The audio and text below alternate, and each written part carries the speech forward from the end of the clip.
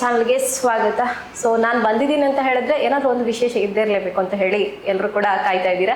So ಖಂಡಿತವಾಗ್ಲಿದೆ, ಒಬ್ಬ ವಿಶೇಷ ವ್ಯಕ್ತಿಯ ಜೊತೆಗೆ ಅದಕ್ಕಿಂತ ಹೆಚ್ಚು ಲಕ್ಕಿ ಸ್ಟಾರ್ ಜೊತೆಗೆ ನಾನು ಬಂದಿದ್ದೀನಿ. ನನಗೂ ತುಂಬ ಖುಷಿ ಆಗ್ತದೆ. ಯಾಕೆಂತ ಹೇಳಿದ್ರೆ ಆ ಲಕ್ಕಿ ಸ್ಟಾರ್ ಜೊತೆಗೆ ಇವತ್ತು ನನ್ನ ಲಕ್ ಹೇಗಿದೆ ಅಂತ ಹೇಳಿ ನಾನು ತಿಳ್ಕೊಳ್ಬೇಕಲ್ವಾ. ಹಾಗಾಗಿ ಸೊ ಸಾಮಾಜಿಕ ಚಿಂತಕರಾಗಿ, ಧಾರ್ಮಿಕ ಹಿತಚಿಂತಕರಾಗಿ, ಓರ್ವ ಯಶಸ್ವಿ ಉದ್ಯಮಿಯಾಗಿ, ಅದರಲ್ಲೂ ಹೆಚ್ಚಾಗಿ ಒಬ್ಬ ತಂದೆಗೆ ತಾಯಿಗೆ ತಕ್ಕ ಮಗನಾಗಿ, ಹೆಮ್ಮೆಯ ಮಗನಾಗಿ, ನಮ್ಮೂರಿನ ಮಗನಾಗಿ ಎಲ್ರಿಗೂ ಕೂಡ ಚಿರಪರಿಚಿತರಾಗಿ, ಅದರಲ್ಲದೆ ಜುಮ್ಮಾ ಮಸ್ಜಿದ್ನ ಒಂದು ಅತ್ಯುತ್ತಮ ಹುದ್ದೆಯನ್ನ ನಿರ್ವಹಿಸಿಕೊಂಡು ಪ್ರಸ್ತುತ ರಾಜಕೀಯ ಕ್ಷೇತ್ರದಲ್ಲಿ ಕರ್ನಾಟಕ KPCCಯಲ್ಲಿ ಹಿಂದುಳಿದ ವರ್ಗದ ಜನರಲ್ ಸೆಕ್ರೆಟರಿಯಾಗಿ ಇದೀಗ ಪ್ರಸ್ತುತ ಹುದ್ದೆಯಲ್ಲಿ ಆಯ್ಕೆಯಾಗಿದ್ದಾರೆ.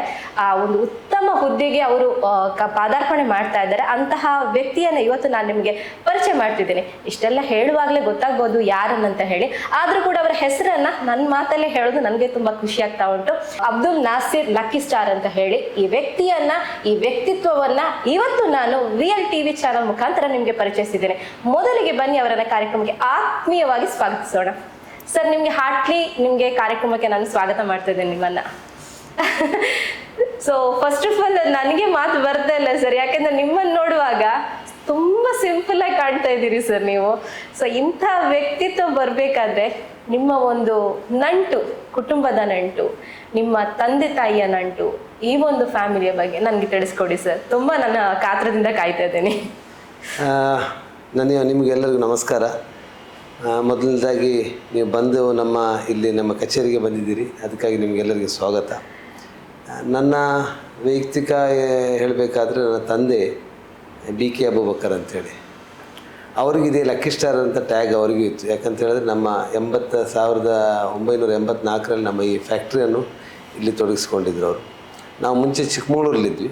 ನಮ್ಮ ನೇಟಿವ್ ಬೈಕಂಪಾಡಿಯೇ, ಆದರೆ ತಂದೆ ಟಿಂಬರ್ ಬಿಸ್ನೆಸ್, ಅವ್ರ ಕಾಂಟ್ರಾಕ್ಟ್ ಮತ್ತು ಟಿಂಬರ್ ಬಿಸ್ನೆಸ್ರಿಂದ ಚಿಕ್ಕಮಗಳೂರಲ್ಲಿ ವಾಸವಾಗಿದ್ದರು. ನನ್ನ ಎಜುಕೇಷನ್ 7th ತನಕ ಅಲ್ಲೇ ಆಗಿತ್ತು ಚಿಕ್ಕಮಗಳೂರಿನಲ್ಲಿ. ಅದು ನಂತರ ನಾವು ಈ ಕಡೆ ಬಂದು 84ನಲ್ಲಿ ಇಲ್ಲಿ ಬಂದು ತಂದೆ ಸ್ವಾಮಿಲನ್ನು ಮಾಡಿದರು. ಆ ಸ್ವಾಮಿಲಿ ಮಾಡಿದ ನಂತರ ಕೆಲವು ವರ್ಷಗಳಿಂದ ನಾವಿಲ್ಲಿ ಕಲಿತಾ ಇದ್ವಿ. ತಂದೆ ಇದರಲ್ಲಿ ನಡೀತಾ ಇತ್ತು.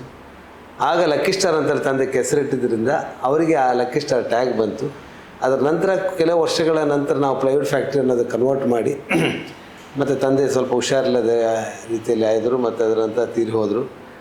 ನಾವು ಇದನ್ನು ಡೆವಲಪ್ ಮಾಡಿ ಪ್ಲೈವುಡ್ ಫ್ಯಾಕ್ಟ್ರಿಯನ್ನು ಮಾಡಿ ನಮಗೂ ಅದೇ ಟ್ಯಾಗನ್ನು, ತಂದೆ ಟ್ಯಾಗನ್ನೇ ಲಕ್ಕಿ ಸ್ಟಾರ್ ಅಂತೇಳಿ ತಂದೆ ಟ್ಯಾಗನ್ನು ನಮಗೆ ಕೊಟ್ಟರು. ಆದರೆ ನಮಗೆ ಒಂದು ಖುಷಿ ಏನಂತ ಹೇಳಿದ್ರೆ ಆ ತಂದೆ ಹೆಸರನ್ನು ಉಳಿಸ್ಕೊಂಡು ಬಂದಿದ್ದದ್ದು ನಮಗೆ ಭಾಳ ಖುಷಿ ಆಗ್ತದೆ. ಸೊ ನಮ್ಮ ಮನೆಯಲ್ಲಿ ನಾನು 3 ಗಂಡು ಮಕ್ಕಳು ಮತ್ತು 3 ಹೆಣ್ಮಕ್ಕಳು. ನಾನು ದೊಡ್ಡವನು. ಅದರ ನಂತರ 3 ಹೆಣ್ಮಕ್ಳಿದ್ದಾರೆ. ಒಬ್ಬಳು ಸೌದಿಯಲ್ಲಿದ್ದಾರೆ, ಇನ್ನೊಬ್ಬರು ದುಬೈಯಲ್ಲಿದ್ದಾರೆ, ಒಬ್ಬರು ಇಲ್ಲಿ ಮಂಗಳೂರಲ್ಲಿದ್ದಾರೆ. ಇನ್ನಿಬ್ಬರು ಬ್ರದರ್ಸ್ ಇದ್ದಾರೆ. ಅದರ ಒಬ್ಬರು ಸೌದಿಯಲ್ಲಿದ್ದಾರೆ, ಅವರು ಬಿಸ್ನೆಸ್ ಮಾಡ್ತಾಯಿದ್ದಾರೆ. ಇನ್ನೊಬ್ಬರು ಇಲ್ಲಿ ನಮ್ಮೊಂದಿಗೆ ಇದ್ದಾರೆ, ಲಾಸ್ಟ್ ಶಮೀರ್ ಅಂತೇಳಿ. ಸೊ ನಾವು 6 ಜನ ಮಕ್ಕಳು ನಾವು. ಸೊ ನನಗೆ 5 ಮಕ್ಕಳಿದ್ದಾರೆ, 4 ಹೆಣ್ಮಕ್ಳು, ಲಾಸ್ಟ್ ಒಂದು ಗಂಡು ಮಗು ನಮಗೆ. ಸೊ ಒಳ್ಳೆ ಫ್ಯಾಮಿಲಿ, ಸುಖವಾಗಿದ್ದೇವೆ. ಸೊ ಆ ರೀತಿಯಲ್ಲಿ ನಾವು ಬೆಳೆದು ಬಂದಂಥ ರೀತಿ. ಮತ್ತು ನಮಗೆ ಯಾವತ್ತೂ ನಮ್ಮ ತಂದೆ ನನಗೊಂದು ಪ್ರೇರಣೆ ಅಂತ ಹೇಳ್ಬೋದು ನನಗೆ. ಯಾಕಂದರೆ ಅವರು ರಾಜಕೀಯವಾಗಿರಲಿ, ಸಾಮಾಜಿಕವಾಗಿರಲಿ, ಧಾರ್ಮಿಕವಾಗಿರಲಿ ಎಲ್ಲದರಲ್ಲೂ ಅವರು ಮುಂಚೂಣಿಯಲ್ಲಿದ್ದರು ಅವರು. ಸೊ ಅವರ ಒಡನಾಟ ಎಲ್ಲ ನಾನು ನೋಡ್ಕೊಂಡು ಬಂದದ್ದು. ಸಣ್ಣದ್ರಿಂದ ನಾನು ಎಲ್ಲ ಕಾರ್ಯಕ್ರಮಕ್ಕೆ ಅವರೊಂದಿಗೆ ಹೋಗ್ತಾ ಇದ್ದೆ ನಾನು. ಸೊ ಅದೊಂದು ನನಗೆ ಪ್ರೇರಣೆ ಆಗಿತ್ತು ಅವರ. ಸೊ ಈಸ್ ನನಗೆ ಒಂದು ರೋಲ್ ಮಾಡೆಲ್ ಅಂತ ನಾನು ಭಾವಿಸ್ಕೊಂಡಿದ್ದೇನೆ. ಓಕೆ. ಸೊ ತಂದೆಯ ರೋಲ್ ಮಾಡೆಲ್ ತಗೊಂಡ್ರಿ, ಸಹೋದರರ ಒಂದು ಬಾಂಧವ್ಯ ಅಂತ ಹೇಳ್ಬೋದು, ನಿಮ್ಮ ಒಂದು ಪ್ರೀತಿಯ ತುಂಬು ಸಂಸಾರದ ಒಂದು ಸಹಕಾರ, ಅಮ್ಮನ ಆಶೀರ್ವಾದ ಅಂತ ಹೇಳ್ಬೋದು. ಸೊ ಎಲ್ಲದರಲ್ಲೂ ಕೂಡ ಇವಾಗ ನೀವು ಲಕ್ಕಿ ಸ್ಟಾರ್ ಅನ್ನೋದು ಪುಟ್ಟದಂತಹ ಕಂದಮ್ಮ ಇವತ್ತು ದೊಡ್ಡದಾಗಿ ಎತ್ತರವಾಗಿ ಬೆಳೆದಿದೆ. ಸೊ ಉದ್ಯಮದ ಬಗ್ಗೆ ಹೇಳೋದಾದ್ರೆ ನಮಗೆ ನಿಮ್ಮ ಒಂದು ಉದ್ಯಮದ ಜಗತ್ತಿನ ಪ್ರಾರಂಭತೆ ಆಗಿರ್ಬೋದು ಅಥವಾ ಇಂದಿನ ಒಂದು ಪ್ರಸ್ತುತಿ ಆಗಿರ್ಬೋದು, ಹೇಗೆ ಹೇಳ್ತೀರಾ ನೀವು? ಹೇಗೆ ಅನುಭವಿಸ್ತಾ ಇದ್ದೀರಾ ಆ ಯಶಸ್ಸನ್ನು ನೀವು? ತಂದೆಯೊಟ್ಟಿಗೆ ನಾನು ಸಣ್ಣದ್ರಿಂದ, ನನ್ನ ಕಾಲೇಜ್ ನಂತರ ನನ್ನ ತಂದೆಯೊಟ್ಟಿಗೆ ನಾನು ಈ ಫ್ಯಾಕ್ಟ್ರಿಯಲ್ಲಿ ದುಡಿತಾ ಇದ್ದೆ. ನಮ್ಮ ತಂದೆ ಭಾಳ ಸ್ಟ್ರಿಕ್ಟ್. ಅವರು ಯಾವುದು ಸಮಯಕ್ಕೆ ಬಂದು ಕೆಲಸ ಮಾಡಬೇಕು, ಮತ್ತು ಯಾವ ಕೆಲಸ ಮಾಡೋದಿದ್ರೆ ಅದು ಭಾಳ ನೀಟಾಗಿ ಮಾಡಬೇಕು. ನಮಗೆ ಸ್ವಲ್ಪ ಅವಾಗ ಕಿರಿಕಿರಿ ಅನಿಸ್ತಾ ಇತ್ತು. ತಂದೆಯ ಮಾತು, ಅವರ ಸ್ಟ್ರಿಕ್ಟ್.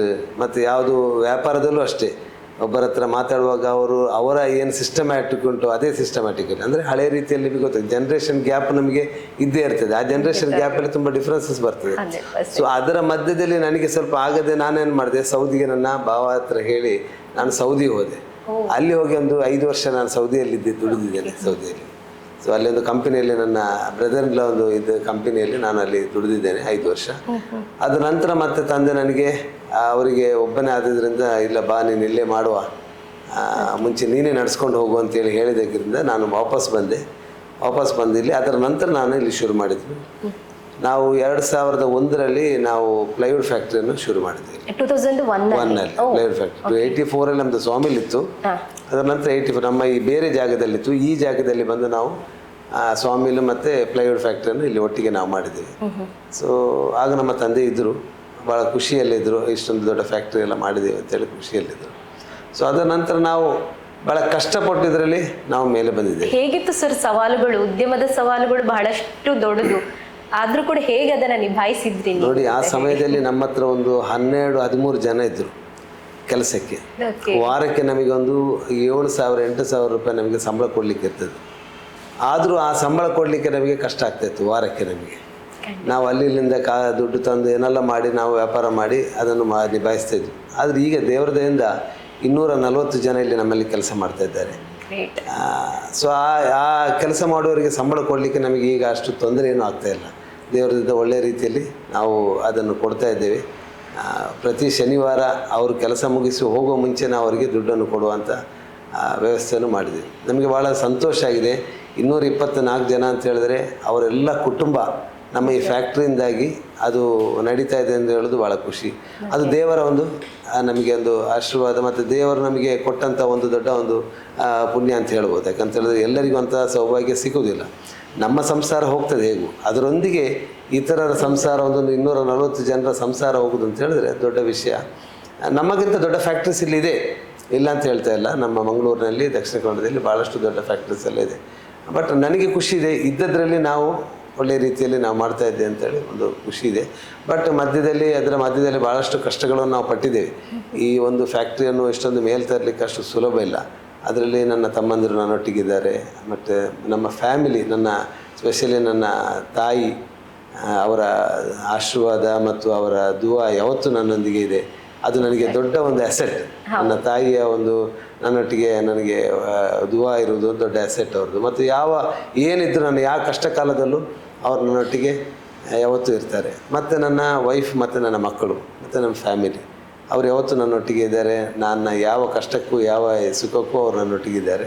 ಸೊ ಅದು ನನಗೆ ದೊಡ್ಡ ಒಂದು ಅಸೆಟ್. ಮನೆಗೆ ಹೋಗುವಾಗ ನಮಗೆ ಭಾಳ ಒಂದು ಶಾಂತಿ ಸಿಗ್ತದೆ. ಅಲ್ಲಿ ಏನಿದ್ರು ಹೊರಗಿನ ಏನು ಟೆನ್ಷನ್ ಇದ್ದರೂ ಅದನ್ನು ಬಿಟ್ಟು ನಾವು ಮನೆಗೆ ಹೋಗುವಾಗ ಅಲ್ಲಿ ನಮಗೆ ಒಂದು ಶಾಂತಿ ರೀತಿಯ ಇದಿರ್ತದೆ. ಸ್ಪೆಷಲಿ ನನಗೆ ಹೆಣ್ಣುಮಕ್ಕಳು, 4 ಹೆಣ್ಮಕ್ಳಿದ್ದಾರೆ. ಅಲ್ಲಿ ಹೋದರೆ ಮನೆ ತುಂಬ ಒಂದು ಖುಷಿ ಆಗ್ತದೆ. ಅವ್ರು ಬಂದು ನಮ್ಮ ಹತ್ರ ಮಾತಾಡೋದು, ನಮಗೆ ಪ್ರೀತಿ ಕೊಡೋದು, ಅದೆಲ್ಲ ನಮಗೆ ಭಾಳ ಅದು ಎಲ್ಲ ಪ್ರೇರಣೆ ಅಂತ ಹೇಳ್ಬೋದು ನನಗೆ. ಸರ್, ಯಾವುದೇ ಒಂದು ಅಂದರೆ ಭೂಮಿಗೆ ಬರುವಾಗ ಆಗಿರ್ಬೋದು, ಅಥವಾ ನಮ್ಮ ಒಂದು ಪ್ರಥಮ ಶಿಕ್ಷಣ ಆಗಿರ್ಬೋದು, ಅಥವಾ ಯಾವುದೇ ಹೆಜ್ಜೆಗೂ ನಾವು ಪ್ರಥಮ ಹೆಜ್ಜೆ, ನೀವು ಉದ್ಯಮಕ್ಕೂ ಕೂಡ ಪ್ರಥಮ ಹೆಜ್ಜೆಯಾಗಿ ಇಟ್ಟದ್ದು. ಆ ಸಂದರ್ಭದಲ್ಲಿ ನಿಮ್ಮ ತಂದೆಯವರು ನಿಮ್ಮ ಜೊತೆಗೆ ಇದ್ರು ಅಂತ ಹೇಳಿದ್ರು. ಸೊ ಈ ಬರುವಂತಹ ಸವಾಲುಗಳನ್ನು ಎದುರಿಸುವಾಗ ನಿಮ್ಮ ತಂದೆ ಹೇಗೆ ನಿಮ್ಮನ್ನ ಗೈಡೆನ್ಸ್, ಅಂದ್ರೆ ಓರ್ವ ಗುರುವಾಗಿ ತಗೊಳ್ತಾ ಇದ್ರ, ಅಲ್ಲ ತಂದೆಯ ಪ್ರೇಮವನ್ನ ಇಟ್ಟುಕೊಂಡು ನಿಮ್ಮನ್ನ ಸಲಹತಿದ್ರ ಅಂತ ಹೇಳಿ? ಅವರ ಪ್ರೇಮವೂ ಇತ್ತು, ಅದರೊಂದಿಗೆ ನಾನು ಅವರೊಂದಿಗೆ ಒಂದು ಗುರುವಾಗಿ ನಾನು ನೋಡಿದ್ದೆ. ಯಾಕಂತ ಹೇಳಿದ್ರೆ ಅವರು ಎಲ್ಲಿ ಆಫೀಸ್ಗೆ ಹೋಗುವಾಗ ಇತರ ಯಾವುದೇ ಸರ್ಕಾರಿ ಇದಕ್ಕೆ ಕಚೇರಿಗೆ ಹೋಗುವಾಗ ಯಾವುದನ್ನು ನಾನು ಅವರನ್ನು ಫಾಲೋ ಮಾಡ್ತಿದ್ದೆ. ಅವರೊಂದು ಬಹಳ ವಿಷನ್ ಇದ್ದಂಥ ಒಬ್ಬ ವ್ಯಕ್ತಿ. ಆ ಸಮಯದಲ್ಲಿ ಅವರು ಮಲೇಷ್ಯಾಕ್ಕೆ ಹೋಗಿ ಟಿಂಬರ್ ತಂದಂಥ ಒಬ್ಬ ವ್ಯಕ್ತಿ, ಮಲೇಷ್ಯಾಕ್ಕೆ. ಸೊ ಅದು ಇಟ್ ವಾಸ್ ಇನ್ 80s. ಆ ಟೈಮಲ್ಲಿ 90s ಅವರು ಹೋಗಿ ಬಂದಂಥ ವ್ಯಕ್ತಿ. ಸೊ ಅವರಿಗೆ ದೂರದೃಷ್ಟಿ ಇತ್ತು, ದೊಡ್ಡದಾಗಿ ಬೆಳೆಸ್ಬೇಕಂತೇಳಿ ಇತ್ತು ಅವರಿಗೆ. ಬಟ್ ಆ ಮಲೇಷ್ಯಾದಲ್ಲಿ ತಂದಾಗ ಎರಡು ಸಲ ಮರ ತಂದಾಗ ಒಂದು ಸಲ ಅವರಿಗೆ ಸ್ವಲ್ಪ ಅದರಲ್ಲಿ ದೊಡ್ಡ ಪೆಟ್ಟು ಬಿತ್ತು, ಅದರಲ್ಲಿ ನಷ್ಟವಾಯಿತು ಅದರಲ್ಲಿ. ಸೊ ಹಾಗಾಗಿ ಸ್ವಲ್ಪ ಅವರು ಹಿಂದೇಟು ಹಾಕಿದ್ರು. ಆದರೂ ನಾವು ಅದನ್ನು ಪೂರೈಸಿದೆ ಅಂತೇಳಿ ನಮಗೆ ಭಾಳ ಖುಷಿ ಇದೆ. ಅವರ ಕನಸನ್ನು ನನಸು ಮಾಡಿದ್ದೇವೆ ಅಂತೇಳಿ ನಮಗೆ ಭಾಳ ಖುಷಿ ಇದೆ. ಅವರು ನಮ್ಮ ಈ ಬೈಕಂಪಾಡಿ ಮಸೀದಿಯಲ್ಲೂ ಅಧ್ಯಕ್ಷ ಆಗಿದ್ರು, ಇವನ್ ಚಿಕ್ಕಮಗಳೂರಲ್ಲಿ ಮಸೀದಿಯಲ್ಲಿ ಅಧ್ಯಕ್ಷ ಆಗಿದ್ದರು. ಧಾರ್ಮಿಕವಾಗಿ ಭಾಳಷ್ಟು ಕೆಲಸವನ್ನು ಮಾಡಿದ್ದಾರೆ, ಸಾಮಾಜಿಕವಾಗಿಯೂ ಕೆಲಸ ಮಾಡಿದ್ದಾರೆ. ಇವನ್ ರಾಜಕೀಯವಾಗಿ ನಮ್ಮ ಸುರತ್ಕಲ್ ಕಾಂಗ್ರೆಸ್ ಬ್ಲಾಕ್ ಸೆಕ್ರೆಟರಿ ಆಗಿದ್ರು ಅವರು. ಸೊ ಅದನ್ನೆಲ್ಲ ನಾವು ನೋಡ್ತಾ ಇದ್ವಿ, ಗಮನಿಸ್ತಾ ಇದ್ವಿ, ಅವರೊಂದಿಗೆ ನಾವು ಹೋಗ್ತಾ ಇದ್ವಿ, ಮಿನಿಸ್ಟ್ರೊಂದಿಗೆ ಹೋಗುವಾಗೆಲ್ಲ ಹೋಗ್ತಾ ಇದ್ವಿ. ಸೊ ಅದೆಲ್ಲ ಒಂದು ನನಗೆ ಅವರ ಫಾಲೋ ಅಪ್, ಒಳ್ಳೆ ಸ್ಪೀಚ್ ಮಾಡ್ತಾ ಇದ್ರು. ಸೊ ಅವರಷ್ಟು ನನಗೆ ಅಷ್ಟು ಬರಲಿಲ್ಲ, ಆದರೂ ನಾನು ಅದನ್ನು ಫಾಲೋ ಮಾಡಿ ಒಂದು ಮಟ್ಟಕ್ಕೆ ತರಲಿಕ್ಕೆ ನಾನು ಯಶಸ್ವಿಯಾಗಿದೆ. ಯಾವತ್ತಾದ್ರೂ ಬೇಡ, ಇಂಥ ಪರಿಸರ ನಿನಗೆ ಬೇಡ ಅನ್ನೋದನ್ನ ಹೇಳಿದ್ದುಂಟೆ ಏನಾದ್ರು? ಇಲ್ಲ, ಅವರು ನನಗೆ ಬುದ್ಧಿ ಮಾತನ್ನು ಭಾಳಷ್ಟು ಹೇಳ್ತಾ ಇದ್ರು. ಯಾವ ರೀತಿಯಲ್ಲಿ ನಾವು ಬದುಕಬೇಕು, ಬಡವರಿಗೆ ನಾವು ಯಾವ ರೀತಿಯಲ್ಲಿ ಸಹಾಯ ಮಾಡಬೇಕು, ಇತರರು ನಾವು ಯಾವ ರೀತಿ ನೋಡಬೇಕು, ಯಾವತ್ತೂ ನಾವು ಬಡವರ ಬಗ್ಗೆ ಚಿಂತನೆ ಮಾಡಬೇಕು, ಮತ್ತು ನಾವು ಸೊಸೈಟಿಗೆ ನಮ್ಮ ಕೈಯಲ್ಲಿ ಏನಾದರೂ ಆಗೋದಿದ್ರೆ ನಾವು ಮಾಡಬೇಕು ಅಂತೇಳಿ ನನಗೆ ಯಾವತ್ತೂ ಅವರು ಹೇಳ್ತಾ ಇದ್ರು. ಅವರು ಫ್ರೀ ಇದ್ದಾಗ ಅವರು ಮಾಡ್ತಾ ಇದ್ದದ್ದು ಅದನ್ನೇ. ಇಲ್ಲಿ ನಮ್ಮ ಬೈಕಂಪಾಡಿಯಲ್ಲಿ ಶಾಲೆ ಉಂಟು, ಸರ್ಕಾರಿ ಶಾಲೆ ಉಂಟು, ಅದರ ಬಗ್ಗೆ ಇಲ್ಲಿ ಭಾಳಷ್ಟು ಕೆಲಸವನ್ನು ಮಾಡಿದ್ದಾರೆ ಮುತುವರ್ಜಿ ತಗೊಂಡು. ಇಲ್ಲಿ ನಮ್ಮ ದರ್ಗಾ ಇದೆ, ಅದಕ್ಕೆ ಜಾಗವನ್ನು ಫ್ರೀಯಾಗಿ ಗೌರ್ಮೆಂಟಿಂದ ಕೊಡಿಸುವಲ್ಲಿ ಭಾಳಷ್ಟು ಕೆಲಸವನ್ನು ಮಾಡಿದ್ದಾರೆ, ಶ್ರಮಪಟ್ಟಿದ್ದಾರೆ. ಸೊ ಇಂಥವೆಲ್ಲ ಭಾಳಷ್ಟು ಕೆಲಸವನ್ನು ಅವ್ರು ಮಾಡಿದ್ದಾರೆ. ಬೆಂಗಳೂರಿಗೆ ಇಲ್ಲಿ ಅನೇಕರನ್ನು ಅವರ ಬೆಂಗಳೂರಿಗೆ ಕರ್ಕೊಂಡೋಗಿ ಪರಿಚಯ ಮಾಡಿ, ಅಲ್ಲಿ ರಾಜಕೀಯವಾಗಿ ಪರಿಚಯ ಮಾಡಿ, ಇಂಥವೆಲ್ಲ ಭಾಳಷ್ಟು ಕೆಲಸ ಅವರು ಮಾಡಿದ್ದಾರೆ. ಅದೆಲ್ಲ ನನಗೆ ಗೊತ್ತಿದೆ. ಸೊ ಅದನ್ನು ನಾನು ನೋಡ್ತಾ ಇದ್ದೆ ಸಣ್ಣಂದಿರ. ನಮ್ಮ ತಮ್ಮಂದಿರು ಅದನ್ನು ನೋಡಲಿಲ್ಲ, ನಾನು ಅವರೊಟ್ಟಿಗೆ, ನಮ್ಮ ತಮ್ಮಂದಿರಿಗೆ ನಾನು ಒಡನಾಟ ಇಟ್ಟು. ತಮ್ಮಂದಿರು ಅಂದರೆ ಲಾಸ್ಟ್ ಅವರು ಭಾಳ ಸಣ್ಣದ, ನಮಗೆ ಗ್ಯಾಪ್ ಏಜ್ ಭಾಳ ಇಷ್ಟು. ನನಗೆ ಅವರಿಗೆ 12 ವರ್ಷಗಳ ಗ್ಯಾಪ್ ಇದೆ, ನನಗೂ ತಮ್ಮಂದಿರಿಗೆ. ಸೊ ಅದರ ಮಧ್ಯೆಯಲ್ಲಿ ಸಿಸ್ಟರ್ಸ್ ಇರುವಂಥ. ಸೊ ಹಾಗಾಗಿ ನಾನು ಜಾಸ್ತಿ ಅವರದ್ದು ಒಡನಾಟ ಇಟ್ಕೊಂಡಿದ್ದೆ. ಅಷ್ಟೇ ಜಗಳವೂ ಆಗ್ತಾ ಇತ್ತು ಅವರೊಂದಿಗೆ, ನಮಗೆ ಅವರಿಗೆ. ಅವ್ರು ಹೇಳೋದನ್ನು ನಮಗೆ, ಬಿಕಾಸ್ ಆ ಜನ್ರೇಷನ್ ಗ್ಯಾಪ್ ಇರೋದ್ರಿಂದ, ಸೊ ಅವ್ರು ಹೇಳೋದನ್ನು ನಾವು ಕೆಲವು ಸಲ ನಾವು ಕೇಳ್ತಾ ಇರಲಿಲ್ಲ. ಇಲ್ಲ, ಅದು ಯಾಕೆ ನೀವು ಅದು ಮಾಡ್ತೀರಿ, ಹೀಗೆ ಮಾಡ್ಬೇಕಂತೇಳಿ. ಸೊ ಅವರಿಗೆ ಅದು ಒಂದು ಸರ್ ಅವ್ರು ಹೇಳಿದ್ದನ್ನು ಅದನ್ನೇ ಅವರು ಮಾಡಿ ತಿರ್ಸ್ತಿದ್ರು. ಅದು ಎಷ್ಟೇ ಕಷ್ಟ ಆಗಲಿ, ನಮಗೆ ಅದು ಆಗ್ತಾ ಇರಲಿಲ್ಲ. ಹಾಗಾಗಿ ಸ್ವಲ್ಪ ಜಗಳ ಆಗ್ತಾಯಿತ್ತು. ಬಟ್ ತಂದೆ ಮಗನ ಪ್ರೀತಿ ಯಾವತ್ತೂ ಹೋಗುದಿಲ್ಲಲ್ಲ, ಇದೆಲ್ಲ ಒಂದು ಬಾಂಧವ್ಯ ಯಾವತ್ತಿಗೂ ಕೂಡ ಇರುತ್ತೆ ಸರ್. ಅದೊಂದು ಮರೀಲಿಕ್ಕೆ ಆಗದಂತ ಸಂಬಂಧ ಅಂತ ಹೇಳಿ. ಕಡೆಗೆ ಅವರ ಹುಷಾರಿಲ್ಲದಾಗ ಅವರ ಎಲ್ಲ ಹಾರೈಕೆ ಮಾಡಲಿಕ್ಕೆ ನನ್ನ ಕೈಯಲ್ಲಿ ಸಿಕ್ಕಿದ್ದು ಅದು ನನಗೆ ಬಹಳ ಪುಣ್ಯದ ಕೆಲಸ ಅಂತ ನಾನು ಭಾವಿಸ್ತೇನೆ. ಲಾಸ್ಟ್ ಒಂದು 5-6 ವರ್ಷ ಅವರು ಬೆಡ್ ರೆಡ್ ಆಗಿದ್ರು. ಸೊ ನನ್ನ ತಾಯಿಯು ಅಷ್ಟೇ ಕಷ್ಟಪಟ್ಟಿದ್ದಾರೆ ಅವರೊಂದಿಗೆ ಆ ಸಮಯದಲ್ಲಿ. ಭಾಳಷ್ಟು ಚೆನ್ನಾಗಿ ನೋಡಿದ್ದಾರೆ ಅವರನ್ನು. ಸೊ ಅದು ನಾನಿಗೂ ಅವರನ್ನು ನೋಡಲಿಕ್ಕೆ ಸಿಕ್ತು, ಅವರೆಲ್ಲ ಕೆಲಸ ಮಾಡಲಿಕ್ಕೆ ಸಿಕ್ತು ಎಂಬುದು ಭಾಳ ನನಗೆ ಖುಷಿ ಇದೆ. ಆದರೆ ಆ ಕೊನೆಗಾಲದಲ್ಲೂ ಕೂಡ ನಿಮ್ಮನ್ನ ಅವರು ಒಂದು ಉತ್ತಮ ಮಗನಾಗಿ ನೋಡ್ಲಿಕ್ಕೆ ಇಚ್ಛೆ ಪಡ್ತಾರೆ, ಒಬ್ಬ ಯಶಸ್ವಿ ಉದ್ಯಮಿಯಾಗಿ ಎಲ್ಲ ಇದರಲ್ಲೂ ಕೂಡ. ಸೊ ಈ ರೀತಿ ನಡ್ಕೊಂಡಿರೋ ಬರುವಾಗ ನೀವು ಮಾತಾಡ್ತಾ ಬೈಕಂಪಾಡಿಯ ಬಗ್ಗೆ ಹೇಳಿದ್ರೆ, ಪ್ರಸ್ತುತ ಇವಾಗ ನಿಮ್ಮ ಇರುವಂತಹ ಉದ್ಯಮ ಕೂಡ ಇದೇ ಪರಿಸರದಲ್ಲಿ 12 ವರ್ಷಗಳ ಕಾಲದ ಒಂದು ಅಭಿವೃದ್ಧಿಯ ಚಿಂತನೆಯಲ್ಲಿ ಬೈಕಂಪಾಡಿ ನೋಡಿದ್ರೆ ಬಹಳಷ್ಟು ಬದಲಾವಣೆಗಳನ್ನು ಕಂಡಿದೆ. ನಿಮ್ಮ ಕೊಡುಗೆ ಅಪಾರ ಇದೆ. ಹೇಗಾಯಿತು ನಿಮ್ಮ ಕೈಗೆ ಸಿಗುವಂತಹ ಪರಿಸರ ಹೇಗಿತ್ತು? ಈಗ ಬೈಕಂಪಾಡಿ ಪರಿಸರ ಬಹಳಷ್ಟು ಬದಲಾವಣೆಗಳನ್ನು ಕಂಡಿದೆ. ನಿಮ್ಮ ಒಂದು ನಿರಂತರ ಶ್ರಮದ ಬಗ್ಗೆ ಹೇಳೋದಾದ್ರೆ? ಬೈಕಂಪಾಡಿ ಅಂತ ಹೇಳಿದ್ರೆ, ಇಲ್ಲಿ ನಮ್ಮ ತಂದೆಯು ಅಧ್ಯಕ್ಷರಾಗಿದ್ದರು, ನನ್ನ ದೊಡ್ಡಪ್ಪ ಮತ್ತು ನಮ್ಮ ಸಂಬಂಧದ ಭಾಳಷ್ಟು ಜನ ಅಧ್ಯಕ್ಷರಾಗಿ ಅಲ್ಲಿ ಕೆಲಸ ಮಾಡಿದ ಒಂದು ಮಸೀದಿ ಇದೆ. ನನ್ನ ತಾತನವರ ಕಾಲದಲ್ಲೂ ಅಲ್ಲಿ ಅಧಿಕಾರ ವಹಿಸ್ಕೊಂಡು ಬಂದಂಥ ಒಂದು ಮಸೀದಿ. 12 ವರ್ಷಗಳ ಮುಂಚೆ ಕೆಲವರು ನಾನು ಆ ಮಸೀದಿಗೆ ಹೋಗ್ತಾ ಇದ್ದೆ ಹೊರತು ಅಧಿಕಾರದ ವಿಷಯದಲ್ಲಿ ನಾನು ಯಾವತ್ತೂ ಹತ್ರ ಹೋಗಿರಲಿಲ್ಲ. ಬಿಕಾಸ್ ನಮ್ಮ ಬಿಸ್ನೆಸ್ ಇತ್ತು, ಬೇರೆ ನಾನು ಇದು ಮಾಡ್ತಿದ್ದೆ. ಮತ್ತು ನಾನು ಕೃಷ್ಣಾಪುರದಲ್ಲಿ ನಮ್ಮ ಬದ್ರಿ ಶಾಲೆಯಲ್ಲಿ ನಾನು ಸೆಕ್ರೆಟರಿಯಾಗಿ ಒಂದು 4 ವರ್ಷ ಅಲ್ಲಿ ದುಡಿದಿದ್ದೇನೆ. ಸೊ ನಮ್ಮ ಮನೆ ಕೃಷ್ಣಾಪುರದಲ್ಲಿ, ನಮ್ಮ ಮೇಯ್ನ್ ಮನೆ, ತಂದೆ ಮನೆ ಕೃಷ್ಣಾಪುರದಲ್ಲಿ, ನಾನು ಮಂಗಳೂರಲ್ಲಿರೋದು, ಅಲ್ಲಿ ಕೃಷ್ಣಾಪುರದಲ್ಲಿ. ಸೊ ಆಗ ಕೆಲವರು ನಮ್ಮ ಜಮಾತಿನ, ಈ ಬೈಕಂಪಾಡಿ ಜಮಾತಿನ ಕೆಲವರು ನನ್ನ ಹತ್ರ ಬಂದು ಒತ್ತಾಯ ಮಾಡಿದ್ರು, ನೀವು ಬರಬೇಕು ಈ ಸಲ, ಅಲ್ಲಿ ಬಂದು ಅಧ್ಯಕ್ಷ ನೀವು ತಗೊಳ್ಬೇಕು ಅಂತೇಳಿ. ನಾನು ಭಾಳಷ್ಟು ಹೇಳಿದೆ ಅವ್ರಿಗೆ, ಬೇಡ, ನಮಗೆ ಈ ಕೆಲಸ ಇರುವಾಗ ಅಲ್ಲಿ ಮಾಡಲಿಕ್ಕೆ ಕಷ್ಟ ಆಗ್ತದೆ, ಬೇಡ ಅಂತೇಳಿ. ಇಲ್ಲ, ನೀವು ಬರಬೇಕಂತ ಭಾಳ ಫೋರ್ಸ್ ಮಾಡಿ ಕರ್ಕೊಂಡೋಗಿ ನನ್ನನ್ನು ಅಧ್ಯಕ್ಷರಾಗಿ ಮಾಡಿದರು. ಸೊ ನಾನಾಗಿ ಕೇಳಿದಂಥದ್ದಲ್ಲ, ಅವರಾಗಿ ಬಂದು ನನಗೆ ಕೊಟ್ಟದ್ದನ್ನು ನಾನು ಅದನ್ನು ಸವಾಲಾಗಿ ತಗೊಂಡೆ. ಮತ್ತು ಅಲ್ಲಿ ಭಾಳಷ್ಟು ಅಭಿವೃದ್ಧಿ. ನಾವು 12 ವರ್ಷದಲ್ಲಿ 3 ವರ್ಷಕ್ಕೊಮ್ಮೆ ನಮಗೆ ಅಲ್ಲಿ ಮಹಾಸಭೆ ಆಗ್ತದೆ. ಪ್ರತಿ 3 ವರ್ಷಕ್ಕೊಮ್ಮೆ ಅಲ್ಲಿ ನಮ್ಮ ಜನರು, ನಮ್ಮ ಅಲ್ಲಿಯ ಹಿರಿಯರು ಮತ್ತು ಎಲ್ಲ ಯುವಕರು, ಇಲ್ಲ ನೀವೇ ಮುಂದುವರಿಸಬೇಕು, ಇದನ್ನು ಬಿಡಬಾರ್ದು, ನೀವು ಒಳ್ಳೆ ಕೆಲಸ ಮಾಡ್ತಾ ಇದ್ದೀರಾ ಅಂತೇಳಿ ನಮ್ಮನ್ನು ಮುಂದುವರ್ಸ್ಕೊಂಡು ಬಂದರು. ಅದು 4 ಟರ್ಮಿಗೆ ಮುಂದುವರ್ಸ್ಕೊಂಡು 12 ವರ್ಷಗಳ 6 ವರ್ಷ ನಾವು ಮಾಡಿದ್ವಿ. ಈ 12 ವರ್ಷದಲ್ಲಿ ಭಾಳಷ್ಟು ಕೆಲಸ ನಾವು ಮಾಡಿದ್ದೀವಿ. ನಾವು ಆಲ್ಮೋಸ್ಟ್ ಒಂದು 4-5 ಕೋಟಿ ತನಕ ನಾವು ಹೊರಗಡೆಯಿಂದ ನಾವು ಅಮೌಂಟ್ ತಂದು ಗೌರ್ಮೆಂಟ್ ಅನುದಾನ ಆಗಿರ್ಬೋದು, ನಮ್ಮ MP ಗಳ ಅನುದಾನ ಆಗಿರ್ಬೋದು, ಕಾರ್ಪೊರೇಷನ್ ಅನುದಾನ ಆಗಿರ್ಬೋದು, ಕಾರ್ಪೊರೇಟರ್ ಅನುದಾನ ಆಗಿರ್ಬೋದು, ಮತ್ತು ಈ ಥರ ನಮ್ಮ ಸ್ನೇಹಿತರಗಳ ದುಡ್ಡಿನಿಂದ ಅವರಿಂದ ತಗೊಂಡ ದುಡ್ಡಾಗಿರ್ಬೋದು ಎಲ್ಲವನ್ನು ಕಟ್ಟಿ ಇಲ್ಲಿ ನಾವು ಬೈಕಂಪಾಡಿ ಅಡ್ಕದಲ್ಲಿ ಒಂದು ಹೊಸ ಮಸೀದಿ ಮಾಡಿದ್ದೇವೆ. ಅಲ್ಲಿ ಸಣ್ಣ ಮಸೀದಿ ಇತ್ತು, ಜನರಿಗೆ ಸಾಕಾಗ್ತಾ ಇರಲಿಲ್ಲ. ಸೊ ಅದೊಂದು ಒಳ್ಳೆ ಉತ್ತಮವಾದ ಮಸೀದಿಯನ್ನು ಅಲ್ಲಿ ಮಾಡಿದ್ದೇವೆ, ಹೊಸ ಈಗಿರುವಂಥ. ಅದರ ನಂತರ ನಾವು ಒಂದು ಮದ್ರಸ ಮಾಡಿದ್ದೇವೆ ಅಲ್ಲಿ ಅಂಗರಗುಂಡಿಯಲ್ಲಿ. ಮತ್ತು ಈಗ ಹೊಸದಾಗಿ ಮೊನ್ನೆ ನವೀಕರಣವಾಗಿ ಮಸೀದಿ, ನಾವು ಫಸ್ಟ್ ಬಂದಾಗ ಒಂದು ರೀತಿಯಲ್ಲಿ ನವೀಕರಣ ಮಾಡಿದ್ವಿ. ಈಗ ಮತ್ತೆ ಹೊಸದಾಗಿ ನವೀಕರಣ ಮಾಡಿ ಈಗ ನಾವು ಬಿಟ್ಟುಕೊಡುವಾಗ ನವೀಕರಣ ಮಾಡಿದ್ದೇವೆ. ಅದಲ್ಲದೆ ಅಲ್ಲಿಗೆ ರೋಡಿನ ವ್ಯವಸ್ಥೆ ಆಗಿರ್ಬೋದು, ಕಾಂಕ್ರೀಟ್ನ ವ್ಯವಸ್ಥೆ ಆಗಿರ್ಬೋದು, ರೈಲ್ವೆ ಡಿಪಾರ್ಟ್ಮೆಂಟಿಂದ ಅವರೊಂದಿಗೆ ಹೋಗಿ ಮಾತಾಡಿ ನಮಗೆ ಅಲ್ಲಿಂದ ಬೈಕಂಪಾಡಿಗೆ ಒಂದು ಕನೆಕ್ಟಿವಿಟಿ ರೋಡ್ ಮಾಡಿದ್ದೇವೆ. ಇಂಥ ಅನೇಕ ಅಭಿವೃದ್ಧಿ ಕೆಲಸ ಮಾಡಿದ್ದೇವೆ. ಅದಲ್ಲದೆ ನಾವು ನಮ್ಮ ಜಮಾತ್ನಲ್ಲಿ ಬಡವರಿಗೆ ಏನಾದರೂ ಸಹಾಯ ಮಾಡಲಿಕ್ಕಿದ್ರೆ ಅದನ್ನು ಮಾಡಿದ್ದೇವೆ. ಒಂದು ಬಡ ಹೆಂಗಸರಿಗೆ ಒಂದು ಮನೆಯನ್ನು ಮಾಡಿಕೊಡುವ ಒಂದು ನಮಗೆ ಅವಕಾಶ ಸಿಕ್ಕಿದೆ. ಅದು ಭಾಳ ಸಂತೋಷ ತಂದೆ. ಭಾಳ ಅವರಿಗೆ ಏನೂ ಇರಲಿಲ್ಲ ಪಾಪ, 2 ಹೆಣ್ಣು ಮಕ್ಕಳಿದ್ದರು. ಅಲ್ಲಿ ಮಲಗಲಿಕ್ಕೆ ಅವರಿಗೆ ಆಗದಂಥ ಒಂದು ಸ್ಥಿತಿಯಲ್ಲಿದ್ದಂಥ ಒಂದು ಮನೆಯಾಗಿತ್ತು. ಅಲ್ಲಿಗೆ ಬಂದು ಹೇಳಿದ್ರು ಕೆಲವರು. ಸೊ ಅಲ್ಲಿ ಜಾಗದ ಕೆಲವು ಪ್ರಾಬ್ಲಮ್ ಇತ್ತು, ಅದನ್ನು ಸಾಲ್ವ್ ಮಾಡಿ ಅವ್ರಿಗೆ ಒಳ್ಳೆಯ ಒಂದು ಮನೆ ಕಟ್ಟಿ ನಾವು ಕೊಟ್ಟಿದ್ದೇವೆ. ಸೊ ಇಂಥವೆಲ್ಲ ಭಾಳಷ್ಟು ಕಾರ್ಯಕ್ರಮಗಳು ಇಲ್ಲಿ ಆಗಿದೆ. ಶಾಲೆಯ ಅಭಿವೃದ್ಧಿ ಆಗಿರ್ಬೋದು, ಮತ್ತು ಈ ಥರ ಕೆಲವೆಲ್ಲ ಕೆಲಸಗಳು ನಮಗೆ ಮಾಡಲಿಕ್ಕೆ ನಮಗೆ ಅವಕಾಶ ಸಿಕ್ತು. ಎಲ್ಲದಕ್ಕೂ ನಾನು ದೇವರಿಗೆ ಸ್ತುತಿ, ಯಾಕಂತೇಳಿದ್ರೆ ಆ ಅವಕಾಶ ದೇವರು ನನಗೆ ಕೊಟ್ಟಿದ್ದರಿಂದ. ಮತ್ತು ಇದರ ನಡುವೆ ಮಧ್ಯದಲ್ಲಿ ಭಾಳಷ್ಟು ಅಡಚಣೆಗಳು ನಮಗೆ ಬಂದಿದೆ ಕೆಲಸ ಮಾಡುವಾಗ. ಅದನ್ನೆಲ್ಲ ಎದುರಿಸ್ಕೊಂಡು ಹೋಗಲಿಕ್ಕೆ ದೇವರು ನಮಗೆ ಸಹಾಯ ಮಾಡಿದ್ದಾನೆ. ನಮಗೆ ಇದರಲ್ಲಿ ಕಾಂಪೌಂಡ್ ಮಾಡಲಿಕ್ಕೆ ಆಗಿರ್ಬೋದು, ನಮ್ಮ ಮಸೀದಿಗೆ ಒಳ್ಳೆ ಉತ್ತಮವಾದ ಕಾಂಪೌಂಡ್ 40 ಲಕ್ಷಕ್ಕೆ ಮಿಕ್ಕಿ ನಾವು ಗೌರ್ಮೆಂಟಿಂದ ವಕ್ಫಿಂದ ಫಂಡ್ ತಂದು ಅಲ್ಲಿ ಮಾಡಿದ್ದೇವೆ.